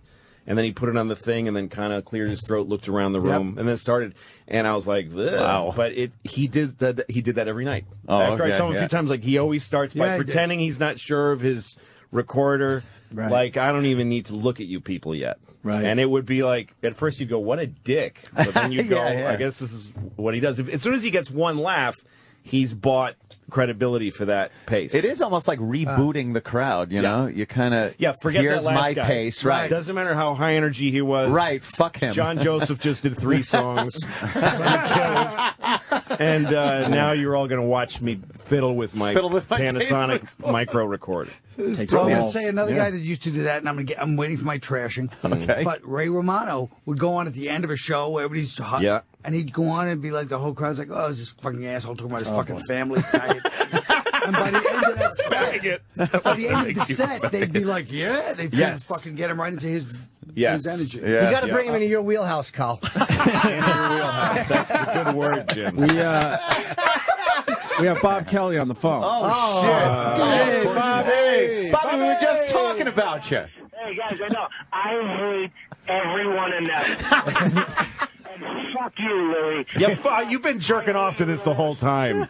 You love being talked about. You stinky red-headed fucking piece of shit. There goes with the fucking again. Why would it hurt my feelings that my hair is red? It's been that my whole life. Exactly. It's the only thing you can come up with. You don't even have like a unique. Yeah. Like, I didn't say anything about how you look or just your basic. You said his bald face. Hardware. You did say his bald face. Well, after like a long, other acute. And you say you don't like me. Fuck you. I didn't say I don't like you. Yeah, fuck you. Fuck you, Don't say I don't like you. That's Fuck what you, heard. Louie, with your 2 legs and your goddamn toes. Fuck you. And I hope your kids are listening. Fuck them too. Okay. Bobby! I brought him into the conversation. And he just hung up on that one. He said, I hope your kids are listening. Fuck them. That's right. Damn. You know, I know you're listening too now, you idiot. right now what he's doing. You know what, Dad? Right now he's walking away, putting his phone, and he's trying to pull up his pants like a fat man does when he walks. You have no way. Bill Frawley trying to pull his pants up the bottom half of the egg of his body. And they got nowhere to hang. There's no friction there. No, there's nowhere for them to hook onto. Yeah. You just got to pull them so tight that there's a belt mark in his fucking non-waist. He probably wrote out that rant just so, because we were just making fun of how he talks. He probably was reading it from a piece of paper, and that's all he got, so that's why he hung up. Yeah, nothing else. And he spelled red hair H-A-R-E.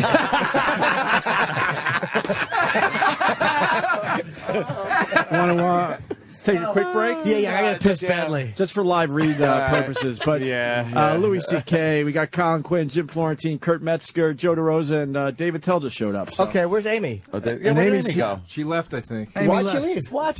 She got pissed off. She told me you guys have the shit out of She had something to do? Yeah. What'd she have to do? I don't know what she had to do. She had anything to do. None of your fucking business. But she's lying. You She might have to do another radio interview here. I think that's where she went. Yes, right? All right, she'll probably come back. Probably later. doing a woman's someday. station. I hope so. The Woman's Network. Oprah. Talk about their vaginas, periods. Quick break and we'll continue.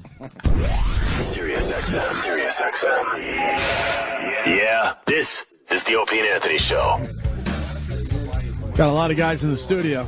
Oh my God, so funny. Jim Norton. Everyone's Jim hilarious. Florentine, Louis C.K. Colin has left. Colin David left. Tell has come in. Joe Yeah. DeRosa, Kurt Metzger, who's Russ And Russ Maneve. Maneve. We haven't seen Russ in a while. What's up, Dave? Hey, guys. I just want to say, as a representative of the white comedy community, I'm glad to be here. And, it's a horrible loss. And I think now we have every race and creed represented. That's right. in the room. We're all, it is funny. This is Patrice's home. There's not one black guy in here. No. There's Yeah, not where was one. Keith? I thought He he was- died. The one black guy. Keith. I don't know. Keith is. I saw Keith last night, but he knows today or tomorrow it's an open invite to come in. Or Kevin Hart, I don't think is in New York right now. Yeah, we'll take some more people tomorrow. And that about covers it. Yeah. And then there's motherfucker. That's it. Yeah. I think it's great that you guys are doing this, and it's a shock. And I don't know about anybody in this room, but because of Twitter and all that kind of stuff, I can't even process exactly what's happening or what happened, and it's just a horrible loss. So yeah, it really is, and you see it on Twitter, and you see how many people love the guy. Yeah, but how many paid to see him, huh? Yeah, that's true. I hate to be the They come out of the I hate to be the douche and bag of the conversation here, but yeah, everybody loves him for free. We got a purple suit to buy and a gigantic coffin. All right, let's make things happen. All right, enough hemming and hawing about it. Oh my God. We got bills. Oh my God. 999. What? Oh, sorry. That was the last time I was here. No, but I mean honestly, it's true. There's a lot of fans and. Oh my God. What? Well, what were you guys talking about before I got here? No, Patrice. We didn't bring it up. You're the first one to bring it up. Yeah. Oh, the president's in town. You're right. Yeah. There's so many other We're things talk happening. about that. Holy purple suit and a giant coffin. Purple suit and a giant coffin. First of all, Patrice was probably the most fucking hardcore, could not give a shit about what anybody thought, and that starts from the whatchamacallit, show business itself. He could not. I've never seen a guy walk away from more projects. Oh God! The Office. He was on that, right? Yeah. He was like, "Fuck, I'm out of here." This is like, no, I don't want to do this. Arrested Development. Arrested Development. Web Junk. Web Junk, and I'm sure like several movies where they like just probably. Russ worked with him on the last pilot for Comedy Central, right? Yeah, that's right. And Russ Maneve, everybody. Yeah, and the way you're saying that we were involved in something with his pilot, and it wasn't going the way he wanted it to go, and there was a room full of Comedy Central executives, and I'm telling you, he screamed, not even a hiccup of anxiety or and just for 20 minutes, just a steady stream of well thought out insults. And just let everybody have with no fear of losing it, or he was really, really willing to walk away. Ultimate all the time. balls. Yeah, totally. Ultimate balls. From the beginning, from his whole life. Jim, you tweeted a picture yesterday, you and Patrice on a movie set, and how miserable he was, or something like that. Furry Did he do Vengeance. something on there? We fucking did, which is not a great film. Right. We played construction workers, and we had this. They gave us honey wagons. I saw you guys in two construction Dave hats. just starts laughing. Fire Vengeance, we play construction workers. But I was like the codependent one. He was just embarrassing to be associated with because we had to go in and do our first meet with the director, and we had sat around all day. And I'm trying to hey, we're doing a movie, and it's a Brooke Shields movie, and we're sitting down, and he's just You're like the battered wife making excuses. I'm like, you know what? He's tired. And the wife of the alcoholic. Everybody hated him on that shoot. He was so. He never had a time like when you first come to New York and start being in showbiz or whatever. Everybody has some awful cringe-worthy memory of meeting a booker or whoever and shooting up too quickly from your chair. Oh, hi, thank you. Yes, thank you.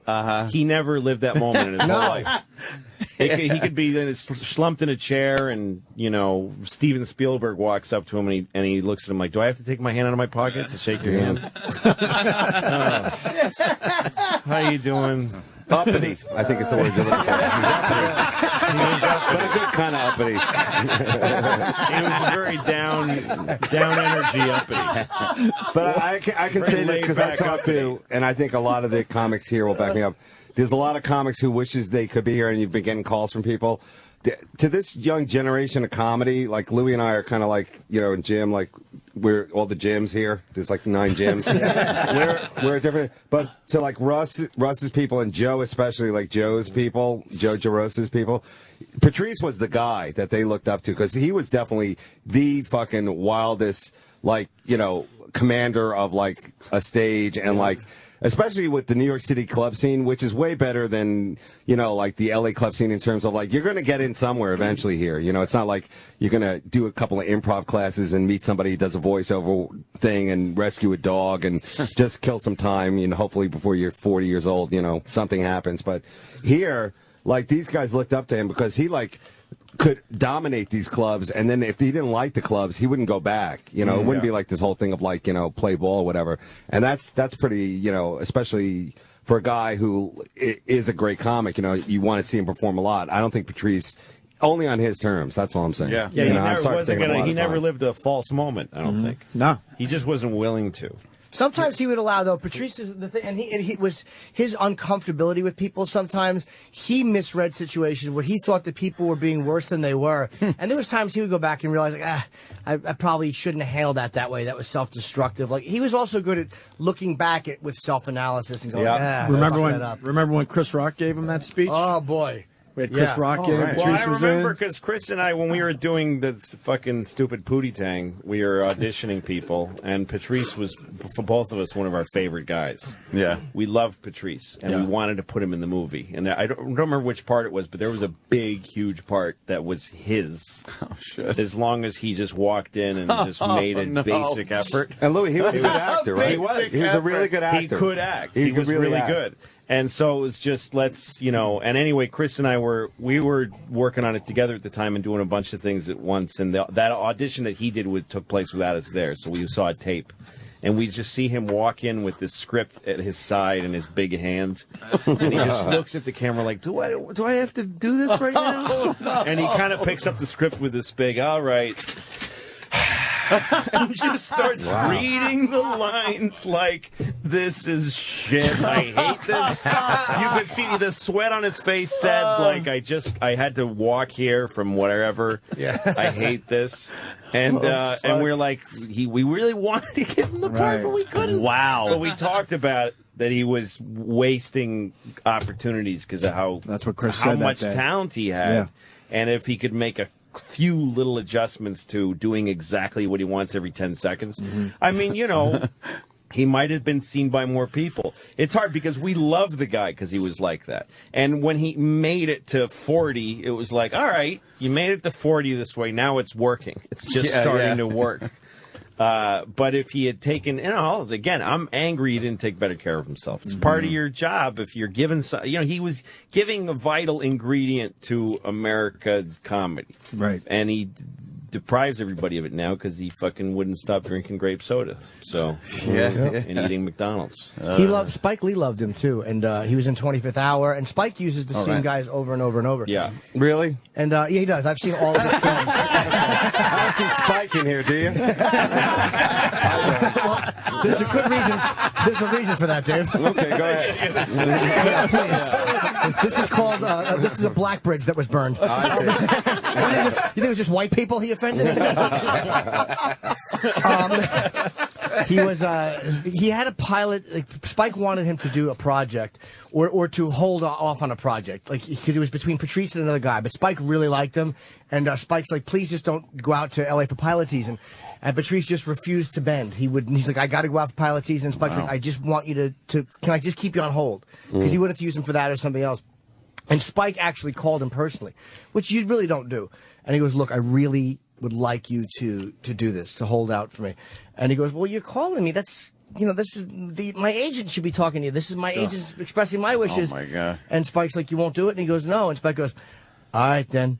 And hung up on him, and that was the last time he spoke to Spike Lee. I've never heard a revisionist white man telling two black men talking a story. That'd be like my mom describing a reach around donkey punch. He took all the spirit and emotion out of it. And then Spike said, "Gentleman put his penis in." Well, I didn't want to jig it up too much. You may have the road, Patrice, by my liege. How was I supposed to say it? And the one motherfucker's on the phone. Now you got my And he's attention. like,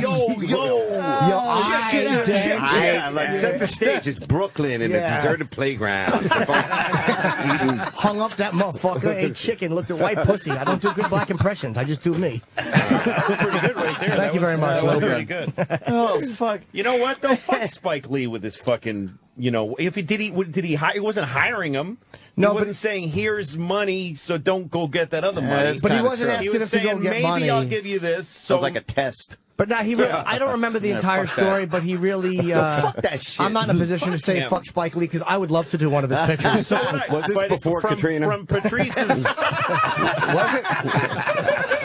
From Patrice's dead point of view, that's easy to now take. Yeah. Yes, exactly. Fuck Spike Lee. I'm going to say through dead Patrice. And because Fuck Patrice, Spike Lee. Patrice don't give a fuck about Spike. And because Patrice is dead and can no longer help me, fuck Patrice. I'm with Spike Lee.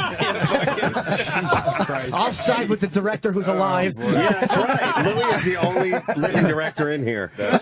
No, but Joe, you made a movie recently, right? I made a short film with Bobby Kelly there we go. and Bill Burr. If I don't say that, I'm going to get screamed at. Fucking great, you fucking shithead. You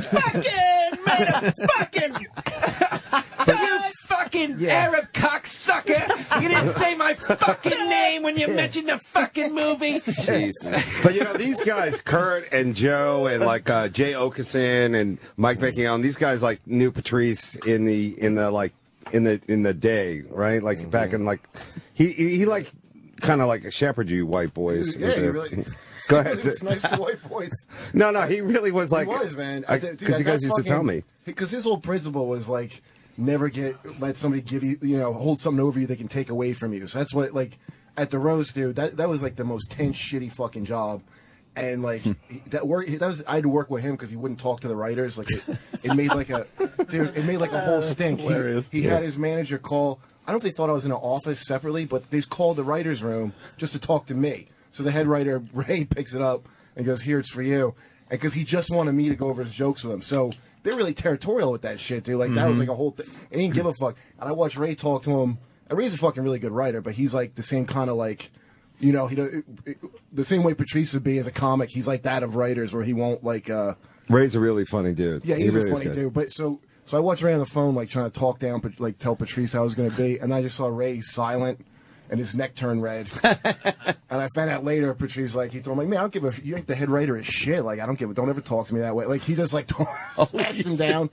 I was like, wow, dude, you could do that? I mean, this just happened. You could reason with Patrice and get him to change his opinion, you could. but it had to be voluntary. You never, ever were going to beat him or intimidate him into changing his opinion. No, he wasn't. He didn't choose his battles. I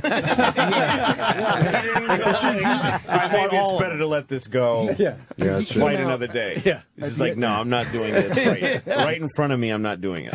But his performance, and we'll all agree on it. I mean, like, just like even the specials he shot, like usually like when you shoot a special, they never capture the guy. Like I think 88% was captured with him. Like I saw at least 1/2 hour with him where like it just totally fit. Everything was right, and the crowd got him. And it was good to see because him and I used to talk all the time about, like, we do these we do these shows different places, and, it's like, these people were not getting me, I get walkouts, that kind of stuff. And, like, for him especially, because, like, I'm a bit of a fag. Like, I'll, midget joke my way out of it. He didn't have any of that in there. He'll fucking go harder and harder, He was one of those guys, yeah. When it turned ugly on stage, he'd be like, okay, you want to do it like this? Yeah. Now, he wouldn't dance around and try to find a way back in with that. There was so Be many. like, oh, okay, we're enemies now.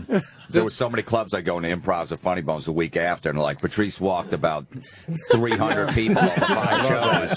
We all love that. Yeah, I go, did he even know? He just wanted to walk more. He didn't care. Just get the fuck out. Just go right now. When he got sent home from Hilarities in Cleveland, they fired him, I think, in the beginning of the week. Yeah. Oh shit. Yeah. Then at the NACA Club, And I met that guy. That's fantastic, right? Yes, I want to know the details of that. I wish I was there for all of that. Yeah. Whatever show was the one where they're like, okay, we can't. You gotta go. Like, what they tried having the sweet, funny energy middle guy close one of the shows, maybe. Let him middle for the same money. Let the other guy close, and then he's got to go. Yeah. It's unbelievable. And how does it get to that He's gotta point? leave Is there Cleveland. a talk first? He needs to go I don't home. know. Is it like a they talking send him yeah, home? Yeah, you got to go home. You got to leave. Yeah. You're killing us. Can't even keep the hotel. We just need to get out of town. But you'd envy his integrity. Like, even, like, again, sometimes he made the wrong decision or he was dumb, but the integrity he had with, I'm not going to bend and whore myself. Every comedian envies that because, the collateral damage is you fuck up some good things. But the reality is, at the end of the day, you never feel like you're a fucking prostitute. Like ever. you're grabbing your ankles at some point. Ever. Yeah. Ever. And I think we all have those moments in our careers. That's a great name for a pilot. Grabbing my ankle. I'm grabbing my ankles on here NBC. in Belize. When Colin was in here, we missed it because we were on the second wave of people, me and Russ coming in.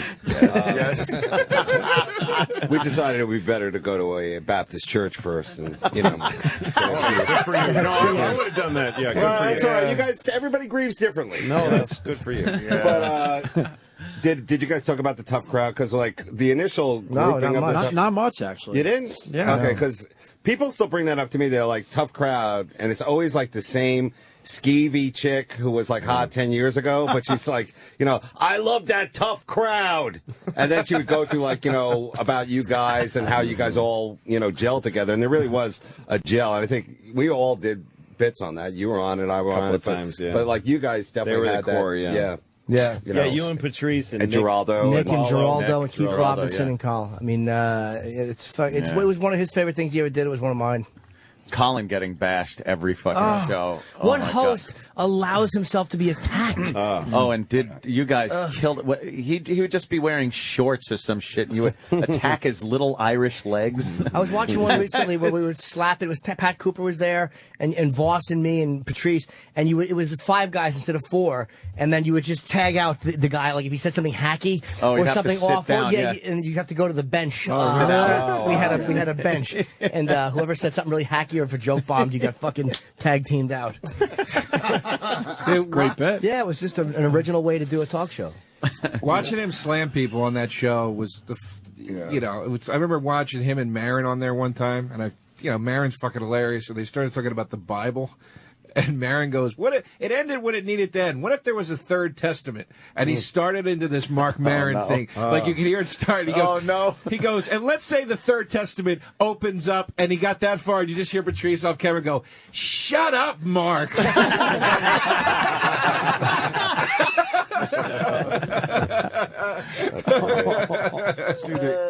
Did you already watch the clip of him trashing that fan? A tough crowd. I wasn't there for that was a good one. That's so great because that fan wants to stick to his Vietnamese guns and doing that voice. Yeah. And Patrice just won't fucking. He's like, "Will you pull out of the Vietnam Matrix?" He'll have no part of it. Yeah. And he's just. I mean, because it's all his insults. It's like what you were just talking about. All his insults are like insightful. Like he scanned you and figured your shit out. Yeah. Exactly, man. Yeah, he didn't just throw out shit that was surface insults. he knew what the fuck would get you. He profiled people extremely well, quickly too. And that's why when he smashed you with something, it was like, oh, it was personal. You'd walk into the Comedy Zone, he'd stare you down for like 20 seconds. You knew it was coming. You're like, all right, fuck, and then you got a personalized bashing. The worst, no though. stab. He's been looking at you with the red Terminator screen, like doing an analysis, breaking it down. He walked people in regular life, not just in show. I remember he walked the crowd in a restaurant. I swear, one night at the Cellar, all the waitresses from Caroline's went down. They were all dolled up, and they all looked hot. And we were all like, wow, we're going to try to fuck all the waitresses from Caroline's tonight. And they single file walked out. And I go, where are you girls going? They go, well, it was fun until Patrice showed up and got going. Because he just sat there going, you stink. I bet you're fucking pussy, but you know. He did stink. They all did stink. Yeah, they did. I mean, that was a great day. He was right. The worst was when you'd fucking start dating a girl and you'd bring her into the cellar and they were all there and you'd see the look and you're like, oh fuck, this is, I'm gonna get attacked in front of her and humiliated because you don't feel like a real comic when fucking 5 guys are just kicking your teeth in. Why would you bring a girl? Yeah, why would you bring a girl? It was a tactical error. Yeah. You know, you want to bring her to the cellar. It wasn't a girl. That's yeah, exactly. We're not supportive. There's a girl on top. Were you coming from the Mark Twain Awards? Come on, little lady. Yeah. Dude, do you remember starting? Jim, do you remember that when you came in? You came in with that girl, and I remember you came over and asked him not to be. That was your mistake. You asked him to not be a dick. Like you came to some girl and sat at the back. That ain't gonna Patrice work. was sitting like a middle table, and he kept. He goes, "Hey, Dr. Octopus!" It was when he was making fun of you for opening up for Dice. So you came with this girl, and you tried to sit her away from both the table and the middle table. Yeah. And it was right after the Dice thing, so he starts doing this Dice voice at you at the top of his lungs. He would not leave you alone. And you're like, can you please, I'm with a girl. And then it was like blood in the water. Like, just like a shark would not stop. I don't remember. I vaguely remember asking him, like, just not please. Not tonight, Not right? tonight, please. I really like this one. This is really... we argued about that one time. I'm like, I need everything to work for me to fuck. Like, I can't... it has to all work out. You brought for it me to the wrong see. place. You thought you were just going to walk in like, Dad, this is Henry, it's his place. Yeah. Did he really Henry, Jim. I remember pissing girls off and getting laid as a result. I mean, actually, one time we did Mohegan Sun. It was right after this. My ex dumped me, and he was trying to cheer me up. So we're sitting in that horrible. Sure that worked. That cafeteria. You know, that cafeteria where in the casino. He picks out this big fat, like the fattest Dominican girl I've ever seen in my life. And he just starts talking about fucking me, like really openly, and this randomly in cafeteria. And I'm horrified, like, dude, don't. He's like, yeah, no, he's got a big dick. I heard. Why don't you take it? And dude, this girl called me up late. Like, it fucking worked. Wow. Did you bang her? Now I called he had no respect for me, so I called my ex to come back up and fuck me instead of fuck. I should have fucked that fat girl. See, there's a lot of shoulda, coulda, wouldas in this room. Hey, it's about Patrice. Yeah. She called me up in the middle of the night and asked if I was hungry. It was amazing. I love the Mohegan Sun in the cafeteria. In the employee cafeteria, he just picked up a fat God, we live the Dominican. worst fucking lives in the world, don't we? He'd get you laid. The only stipulation was you had to fuck a girl that looked like Patrice. I know we're talking about him like he was fucking like he was Nicholson in the 70s. He helped you fuck a fat chick in a cafeteria. I didn't even do it. What a life. What a shame. Yeah, what a I can't loss. believe that came to a Yeah, halt. trying to hook you up with a fat Dominican chick in a fucking... After she just did a double shift, and she smelled like fucking food. I should have done it. I really should have done it. I should have fucked that fat chick. For the story, yeah. Did you guys do that roast of Patrice at Boston, was that Boston Comics? I believe Boston. Because I remember all the comics were like, hey, there was like a big wave of people like, what's all the excitement? Where's everyone going? They're like, they're roasting Patrice over at the, like it was like a lynching in the 20s.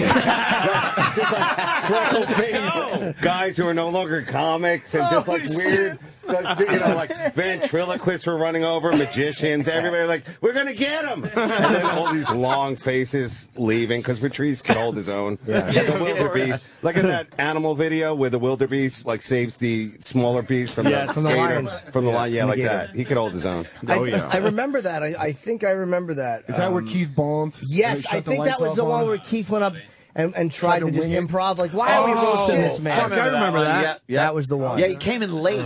He came in late, and just went right up to the fucking. Not to prepare it at all. And that's like 2003 or something. And that because we were off the air, man. And I remember I wasn't sitting next to you, and one of the comedians pointed out how I wasn't sitting next to you and how I sold you out because we were off the air. That's how I know when that was. I think it was funny, 2003. Man. Yeah. Jumped on Colin's coattails was the joke. Yeah. Went from us to him.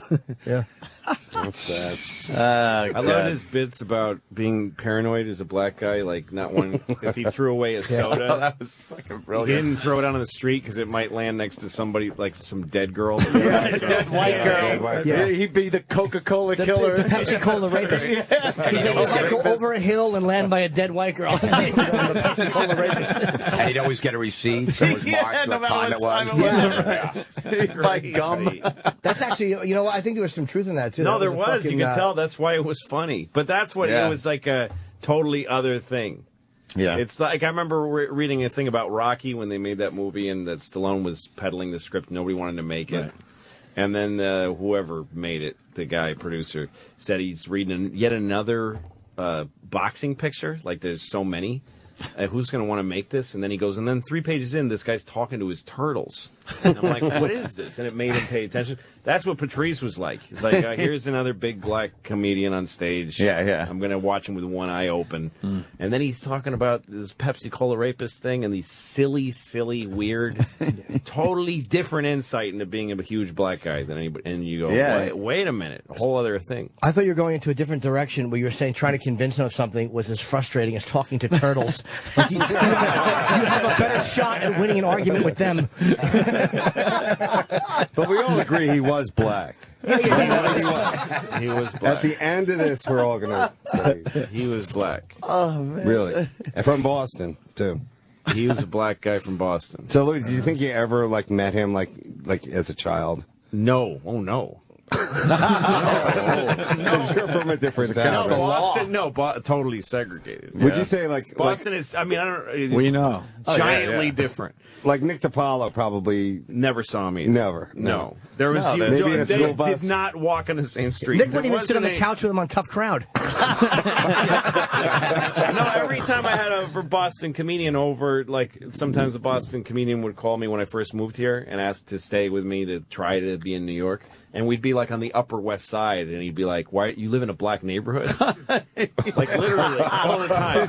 You see any black people, it must be a black neighborhood. Yeah, for 20 blocks.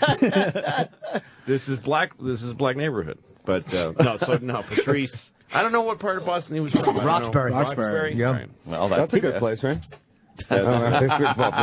He was the best to argue race with, though, because even when for hours, because even when you didn't agree with it, he always had a great point of view. It was like, and you always had to respect what he was saying. It's like it wasn't just the typical black guy sounding off about race. Right. It was a well thought out point. Yeah. And he was right about white racism. Like he knew more about white culture than any black guy I've ever. One of the most white people. Yeah. I've talked to 3 or 4. Yeah. No, and he was basically yes. I just realized who was talking. Yeah, actually, it was 2 of them, and you talked to them both twice. This is too. I thought it was 2 totally This is too white on black. Let's ask somebody of a different creed. Russ, you're kind of Asian. You have to stand up for our only celestial in the room. No, but he was fair. I mean, it wasn't like Jim said. It wasn't a knee-jerk black, response. He was fair, and he stood up for white people as well. And he didn't like white women, which threw me immediately. Being a black comic, He slept with a few, held it back though. more than anything. That he didn't like white. That he didn't like white. He didn't bang white chicks. No, he did sleep with a few white chicks. I know, but it didn't help his career like a lot of the other. like your Sammy Davis, your Russ and I were talking about something that we're the weakest generation of comics on the way down there because we're like, think about it: Don Rickles, Joan Rivers, people have been through wars, just all these amazing things. Yeah. They're still going. You know, it's like us. You know, Just who knows what's going to going happen? so fast. Yeah, all of our Freddie guys, Roman all is our still best around. guys. Yeah. You know, And Freddie Roman. I mean, yeah, like just so many. Jackie Mason alone, like he's like doing something right now. Yep. Who knows what he's doing? Exactly. That's a frightening thought. Denying paternity of. The cast of that's Hot true. in We Cleveland. lost a lot.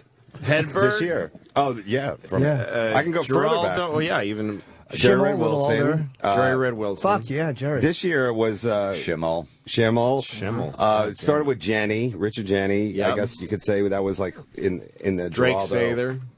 Oh, Died the that same guy. way. That was that was the shooting Yeah. himself.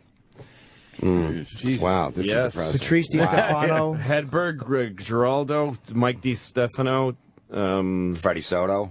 Freddie Soto, that's right. Yeah. Jesus, yeah. Jesus, comics die more than rappers, dude. They really do. They It's do. amazing. Rappers are healthy now. They live a good life. Yeah. Yeah, they're all drinking wheatgrass. What happened to you guys? Criminals. Vitamin water. Wheatgrass and Red Bull. Is there anything the fans can do, like any donation set up by the, Yeah, by we're the gonna, family? honestly, or, what I think we're is gonna figure it all money out. or like, no, but I think a show of support. Because I'm doing Magoobies in Baltimore this weekend, and I really think to get those shows sold out, it's what he would have wanted. I was waiting for Jim to break the ice because I'm at Mohican Sun. See, there we go. We were talking about the cafeteria, but I can't. And I was waiting. I knew he was going to do it. Of course. Wait for his lead. Yes, it's what he would have wanted. Of course. A full house for me. It's what he would. Yeah, we'll figure. To answer Dave's question, we'll figure it all out. Yeah, we'll do something. We'll Obviously. absolutely do something. I don't know what, but yeah, we don't know yet. We don't know what's going on yet. Yeah, and weird time. I assume his family and all that, want their whatever service. There will be a service. Yeah. They're already looking for a church, and I think Is it going to be in New York or? I think New York. I'm not sure though. But I don't know if it's been decided, but they'll probably know by today or tomorrow. So everybody will find out. I just don't know exactly what day. Next week sometime maybe. Yeah, it was so hard to just even sleep last night. Every time you start dozing off, you just think about it.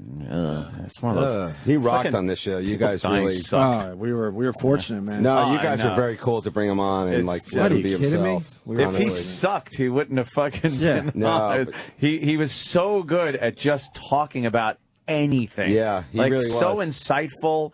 And a lot of listeners would write in and say shit like, "Oh, I don't agree with him. Fuck his opinion on this." It's like, is that really what they said? Come no, on. they all right. They Get that they called Mistook him out of nigger. here. Yes, they did. What's that cantaloupe doing? Your crowd's a little, That guy's a real nincompoop. A little rough around the edges. Huckleberry. There's no Occupy. You got the Outback Steakhouse crowd, not the Occupy Wall Street. Look, this was fun. Yeah, Now it really goes back to sucking. Made me laugh a lot today. Yeah. Just talking about all that shit. It's still very hard to watch videos and shit like that. Impossible to digest it's at this so hard point. to do that. Like, Yeah. it's impossible to digest at this Yeah, point. you You know, can't. It's a goddamn shame. I was on my Yeah. way out to see him, and I got the phone call yesterday morning. Did you get to see him in the hospital? Yeah. Took that U-turn, I huh? didn't see him. We went the day before Thanksgiving, me and Matt Frost, and you just talked to him for a few minutes. You knew he couldn't hear you. I told him everybody was asking for him, and hoping he could hear, but kind of hoping he couldn't, because he was on morphine. It's like you don't want him to know. Yeah. And it was very, very sad. He didn't. And what He wasn't did he do, responsive at Jim? all. No, not at all. Okay. I don't believe so. Matt Frost said he might have made some type of a gesture, but you don't know if that's just. Jesus. Oh, that's horrible. I mean, you don't know if that's involuntary. Yeah. Yeah. And For somebody so mentally outspoken, and That's just it. Yeah. to be like in a locked-in syndrome. That's terrible. horrible. It's the fate worse than death. Did he you think he recognized? I don't seeing you know, guys? because we didn't know he was going to die in a few days, but by then I think he was very heavily medicated again. It was just, so I'm almost hoping he didn't know or it filtered in somehow. Yeah. I don't know. Yeah, good that we had a lot of laughs and ended on a great note. I think the fans wanted to know too. That's such a sad. Yeah. Watching it, No, It's a they blessing didn't. then if he's.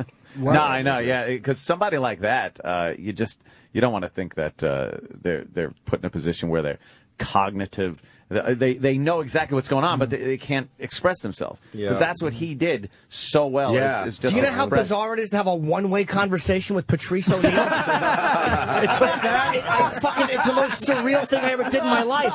I'm like, I could just say anything and you can't respond. Oh, I wish I had this opportunity years ago. You should have spent 12 hours there. Oh, just trying my jokes Patrice, on him. Patrice, everybody misses you. We hope you're well. Black people are responsible for their own plight. And you know what, dude? Look, white pussy, I'm sorry, I know but you're it's in better. there thinking I'm right. I know you're inside there, and you can hear me, and you know I'm right. Oh, I should have done that. And I'll tell everybody you said so. And that's how you'll be remembered. And played like Judas Priest and Ozzy and things that he would really fucking hate. Jeez, I brought you Joe's mixtape.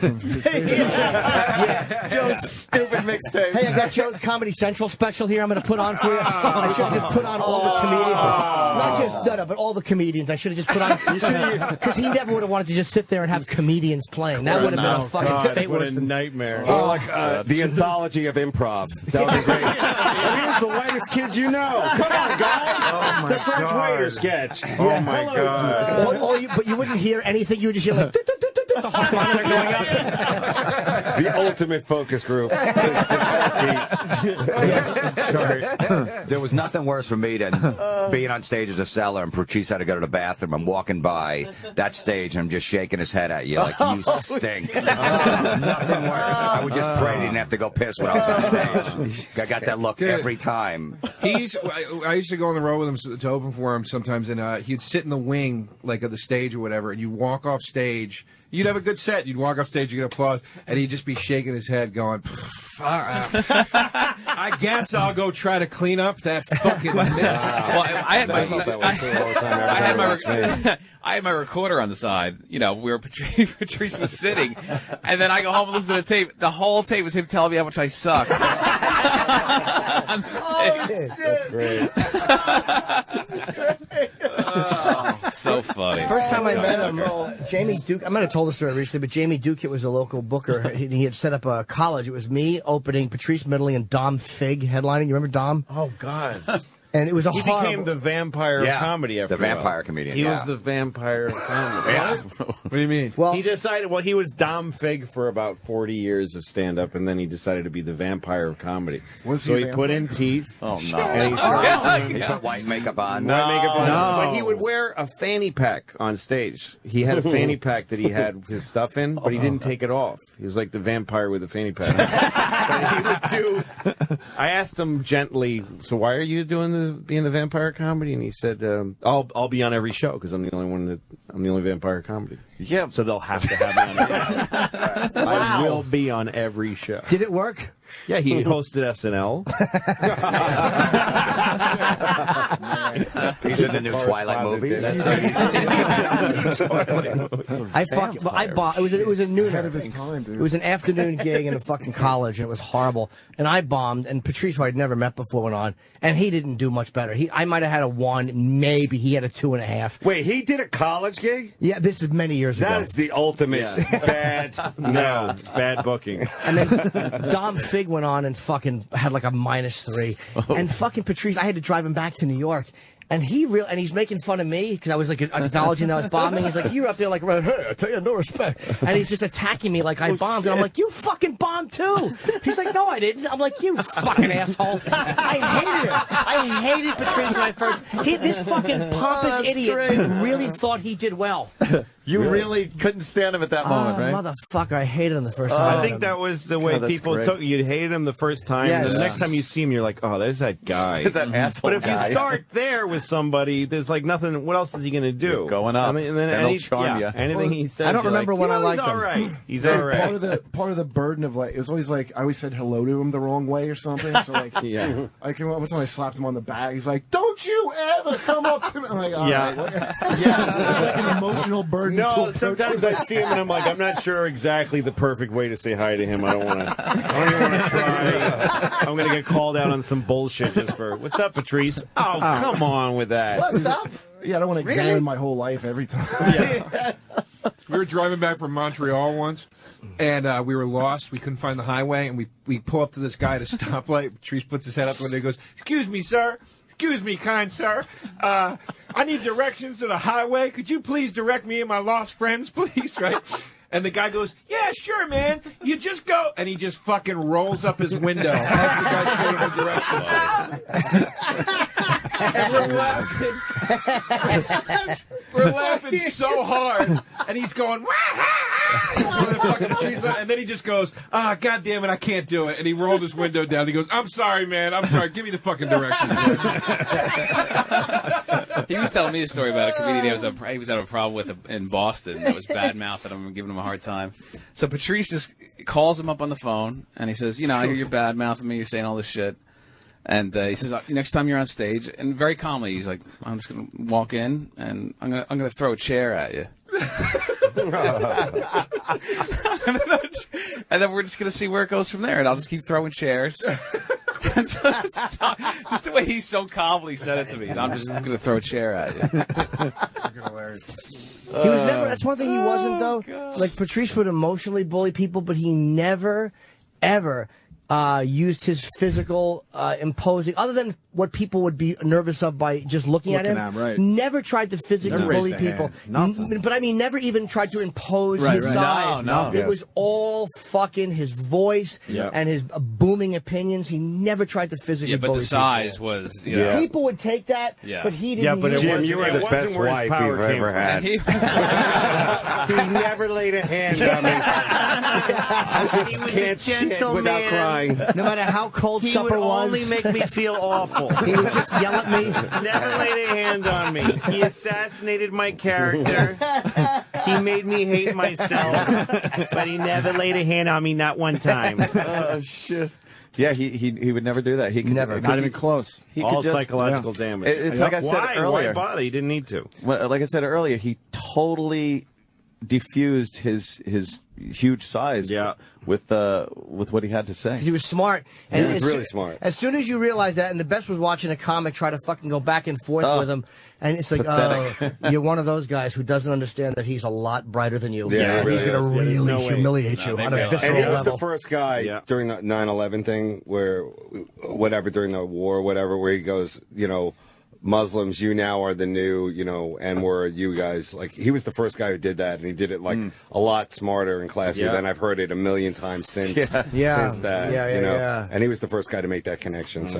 Even when he did Letterman, remember, when he gets up there, he goes, Patrice, you're a big guy. He goes, you just call me fat. Dave. He goes, no, you just call me fat. That's okay, but you just call me fat. Like, right off the bat, his first time on there, attacks Letterman 10 seconds in. The only can't have that. Oh, shit, man. Wow. Yeah, I guess.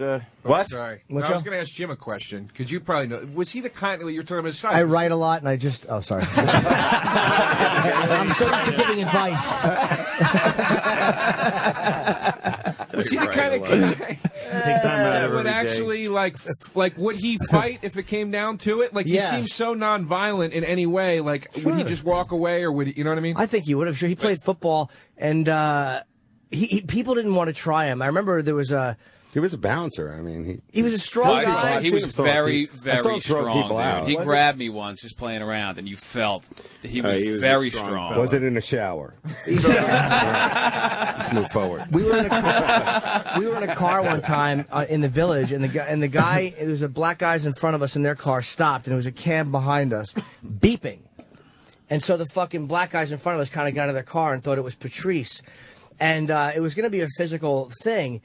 And the guy said, and Patrice is like, hey, gangster, it's him. And the way he spoke to the guy, you realize that he wasn't afraid of a physical confrontation. The guy didn't back him off. It was interesting to see him in that, because I'd never seen him in a situation where there could be a physical problem. And he handled it very well. He was super intimidating. He was really intimidating. He had the hat on, and you just didn't know what he was capable of. So, yeah, of course, I think he would have if he had to. But I've never seen him get out of that car, because the last 3 times I did see him, he was in that car. He would pull up, and then you go over to him, and he would talk to you like I used to say, like the show Cannon. He would pull up, and then talk to him. And you bend down or something.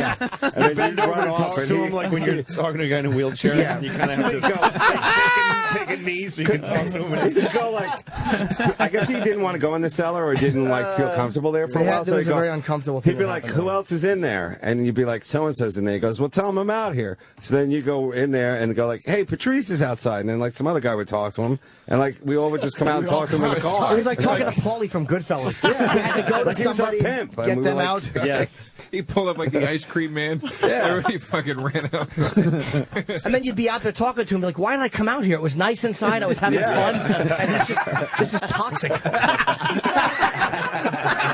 Why did I walk outside to be insulted by an asshole in a fucking 6-seat Escalade? Well, what's the ultimate like insult to you like that he did? Because I know like you and him went back and forth about it. He said so many funny. One time I was getting a tough crowd. They had chair massages, and I was flirting with the chair masseuse. And he walked in. He asked her, he goes, "Do you feel like you're checking a piece of fruit to see if it's bad?" Which was humiliating. Because she laughed at me. I remember when we went on the virus tour once, and Yeah. we were sitting at the table signing people's shit afterwards. Right. And I was sitting next to Patrice, and some teenage kid says, "I'm only 15," and he was like bragging about how he was a teenager, and then he asked me to sign his underwear, like he pulled his underwear up out of his jeans, and he asked me to sign his underwear. So I'm like, I don't give a shit. I go for it with the Sharpie, and Patrice slaps the Sharpie out of my hand, literally, and goes, "What? You're going to sign a teenage boy's underwear? You know how fast you're going to be in jail?" Like, he smacked me. He said, "What are you doing?" He really would hang out after a show and like talk to all the fucking people that didn't walk out. And, he wasn't like. I remember him telling me that, 'cause I always hate that. Like, I want to go get the fuck out of there. And he was like he would always hang out with all of them, even if they hated his guts, and talk to every single person. Yeah. Talk to him.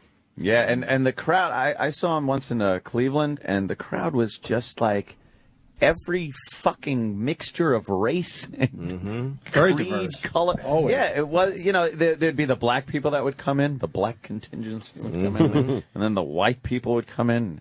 It just, really, he wasn't pigeonholed into a He was one group crossover of people. acts, we call it. Yeah, You didn't see him rageful very often. Very, very rarely would you see him like that fucking. But you once in a while saw it, and it was just a very rare thing. He never had to get to that level of just fucking visceral anger. Like Bob will get to it quickly, or I'll get to it quickly. But he didn't have that fear. Louis said it really well.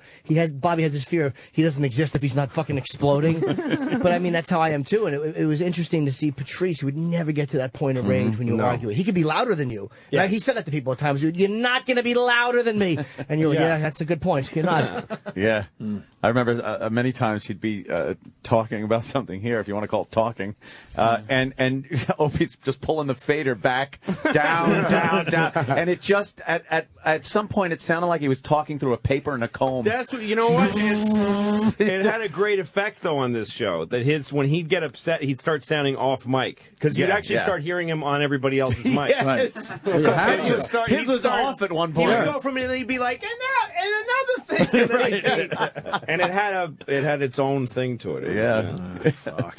I wish he'd gone for a couple of walks, that's all. Yeah, I know, right? I mean, that's what I was telling my kids. Like, I wish now I had gone to his house and just said, "Get the fuck, let's go, we're going for a walk." He wouldn't have. Just walk around the block with me, you fat motherfucker. You're going to die. Because you joke about that stuff when you know somebody who's unhealthy. He's not going to make it. And then, but it's when you're around 40, it's no joke anymore. Yeah. You can't do And it starts anymore. breaking down. How do you understand this shit? In the I don't know what you do with a person who's alive when they're not taking care of Do you themselves. learn from this shit? Like, I don't know. What do you do?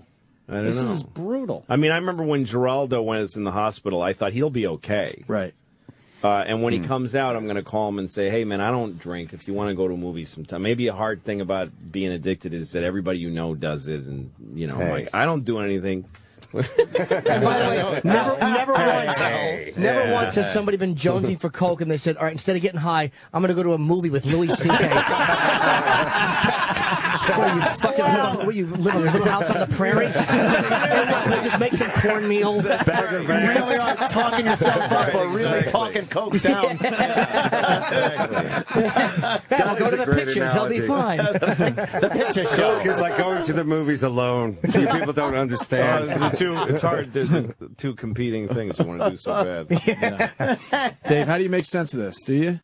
Actually, there's two ways to look. One of them is Louis' way, which is like, it would be great if he had cleaned up his act. The other one is that, like, I consider him like one of the last great dirty, filthy, genius warrior comics, and that, I think he, unlike a lot of the people in this world, got to live, say, and do pretty much everything he wanted to do.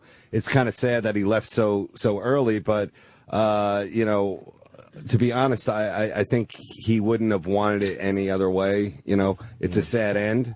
But from seeing this over and over and over, it's like, the guy was incredible at what he did. And we're just kind of lucky that we all got a chance to see it live and get to know it. And for the fans of Patrice and comedy like that, really, that kind of comedy is not going to be there forever. So, it's every day it's getting a little tamer, it's a little lamer, and it's a little more, crunchy. So, if you like somebody brutally great like that, you should really go see it live. And I think that's the point of it. But I have no answer on what it is. It just he would have been. He was getting better.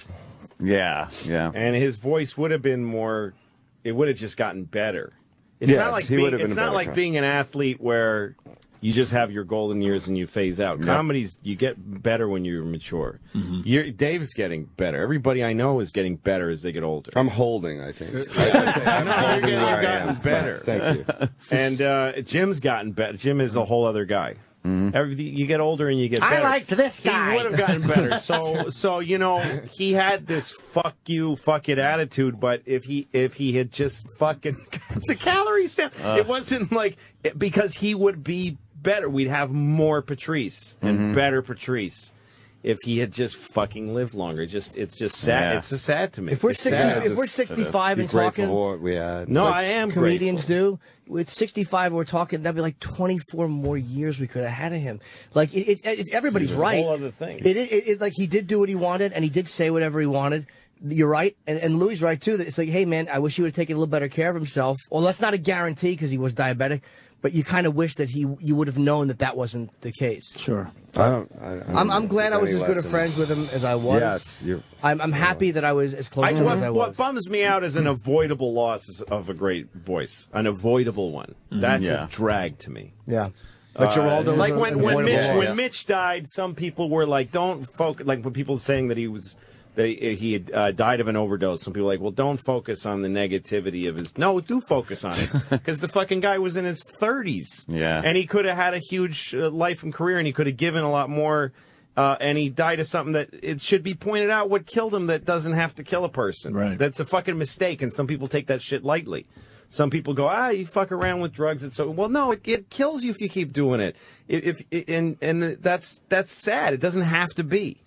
So I wish he'd taken better care of himself. That's all. That's if there's any positive to come out of it, it's like if somebody's not healthy, it's not a joke. You could fucking die, and that's a shame. It's a message for the younger guys. That's all. Take care of yourself. Yeah, it really sucks how much hacks take care of their bodies. Hacks are always in great shape. Yeah, exactly. Prop comics. It's built into the act. The lifting, packing, lifting that suitcase full of props. Steve Byrne is cut like a swimmer. That guy's got a Sorry. I just picked a name. I don't even know his name, and I still know that's funny. That was the saddest moment to me yesterday was when I saw the Wikipedia turn over, because in the morning when it went out on Twitter, it didn't have the death on Wikipedia. Right, yeah. And when I saw Wikipedia turn over and it said Patrice died on this day, it was so sad to me because it was that moment where it officially became, number one, that he was gone, and number two, I was like, he's officially one of those guys now. He's this brilliant artist that, just like the guys I found a million times, discovered, and then you go on Wikipedia and go, I want to learn more about this guy, and then you go, he's dead. There's an end this to it. Guy's dead. Well, like, now that's he's embossed at that age now. That's Right. it. That's the end to it. Really sad.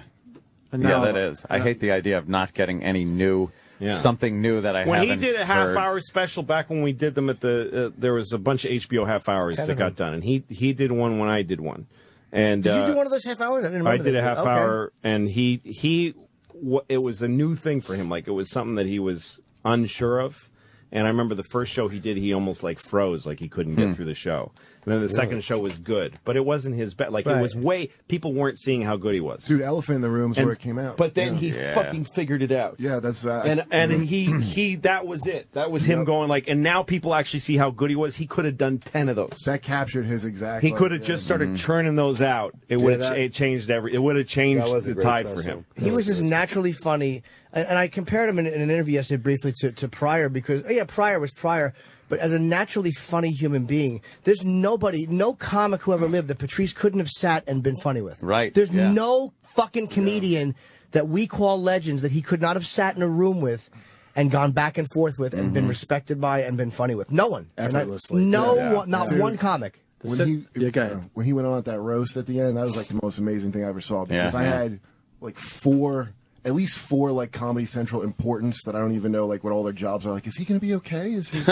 We don't have his thing. And I'm like, yeah, he'll be fine. Like, they were like getting to me, like, or I'll find like, yeah, he's going to be great. Like, and if not, it's not my fault.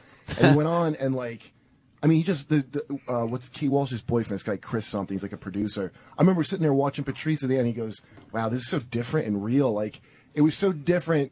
I mean, they cut it pretty decent where you get a sense, but the actual thing there, like, after all these people got done with their, like, recited jokes, even the ones that were good, like, his shit was so fresh, and he's so unafraid of all these fucking Hollywood people. It was amazing, dude. But he had to, because he was so uncompromising, he had to figure out how to make that work at all these different levels. Yeah. That's why it took him. Comedy takes a long time to get great at. Like, some people get good at it fast, but it takes a long time to become a great comic. So, like, the only thing you can tell anybody new is keep refining your voice and stay healthy and get on the treadmill. Just stay fucking, just stay alive. If you just stay alive and don't quit, you will be one of the best comedians that ever lived. That's all you got to do. Stay fucking healthy. It's pretty simple. Yeah, that's what I remember. Live your way into greatness. Right. I did a show in Chicago at the little club there, the Zanies. And it was like I had the week, and then Ralphie May had the Thursday. It was one of these things where he just sold mad tickets. So they just told me, Ralphie's doing Thursday. I'm like, this is my week. And they're like, well, you can come into the show if you want, because it's sold out in 10 minutes. So he came and did a show during my week, and then he had an opening act who travels with him. Some young guy. It was pretty funny. And he said, and he was sort of in Ralphie's orbit. Not just because he's a planet. Of course. he was one of those guys who had guys with him, like an entourage. And he said, "What? You got any advice?" I said, "Yes, stop traveling and getting high with Ralphie May. Like, don't that road that you're on of like getting stoned with Ralphie, going to McDonald's with him, drinking several beers at the end of every show. You can do it and enjoy it. It's a choice, but you're not going to be. You're not going to get to the next. You're not level. going to get there. Right. It takes a long fucking time. Yeah. It's How does a grown. Ralphie not have You know. a stroke, by the way? Like, Jesus. I guess Well, be white. Is oh, just God. sick, you know? Did you see where he hides his weed, Ralphie? No. He pulls his pants and it's under his fat flap. All right, really? guys. What is this, a witch hunt? That he's a gay man. I got a hiding He's spot. the one white guy that we have that's alive. He was in the hospital recently. Just be Ralphie. white is really. Ralphie went through his own thing recently, know. right? Yeah. What happened? I don't know. Oh. Yeah, he was in bad shape for a little bit. I'm not sure where he's at right now, but so now a shitload of people discover Patrice now that he's gone.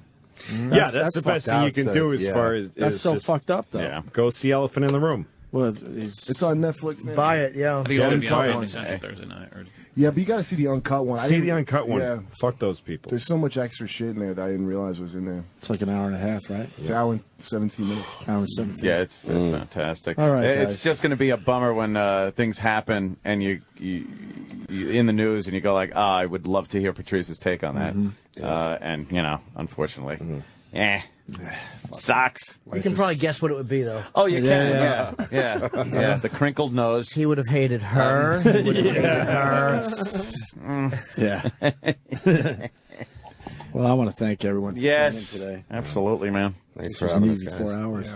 Yeah. Dave and Jim and Lou and Joe DeRosa and Russ Maneve and Kurt Metzger and Colin and Bob and Amy. Colin and Amy just left. Well, Colin said goodbye. Oh, I was in the bathroom. Amy, just how about some social skills? How about saying goodbye? I think she was scheduled for like another naked headshot or something. Good. There were a lot of She had comics that to wanted to get- come in yeah. today to do their, to be a part of this. So, Why'd guys, they that was come in really cool. tomorrow? That was really cool that you let us come in. So, thank you. Well, tomorrow we do the same Just to type get of us to thing, 10 so. o'clock. Yeah. Oh, this was kind of the warm up. Yeah, we this were is- like the guys who. this is the first show. Tomorrow will be Steve Martin. I think you know the surviving Hudson brother. Holy shit. The original Mork before they went with Robin Williams. The pilot Mork. The surviving cast of What's Happening. All right. But thanks, guys. Everyone's good? Honestly. Yeah. Patrice, we miss you. Bye, Patrice. Absolutely. I don't Love think you, he's Patrice. listening, though. All right, guys. That's it, I guess. No way to end this. Just fucking hit something.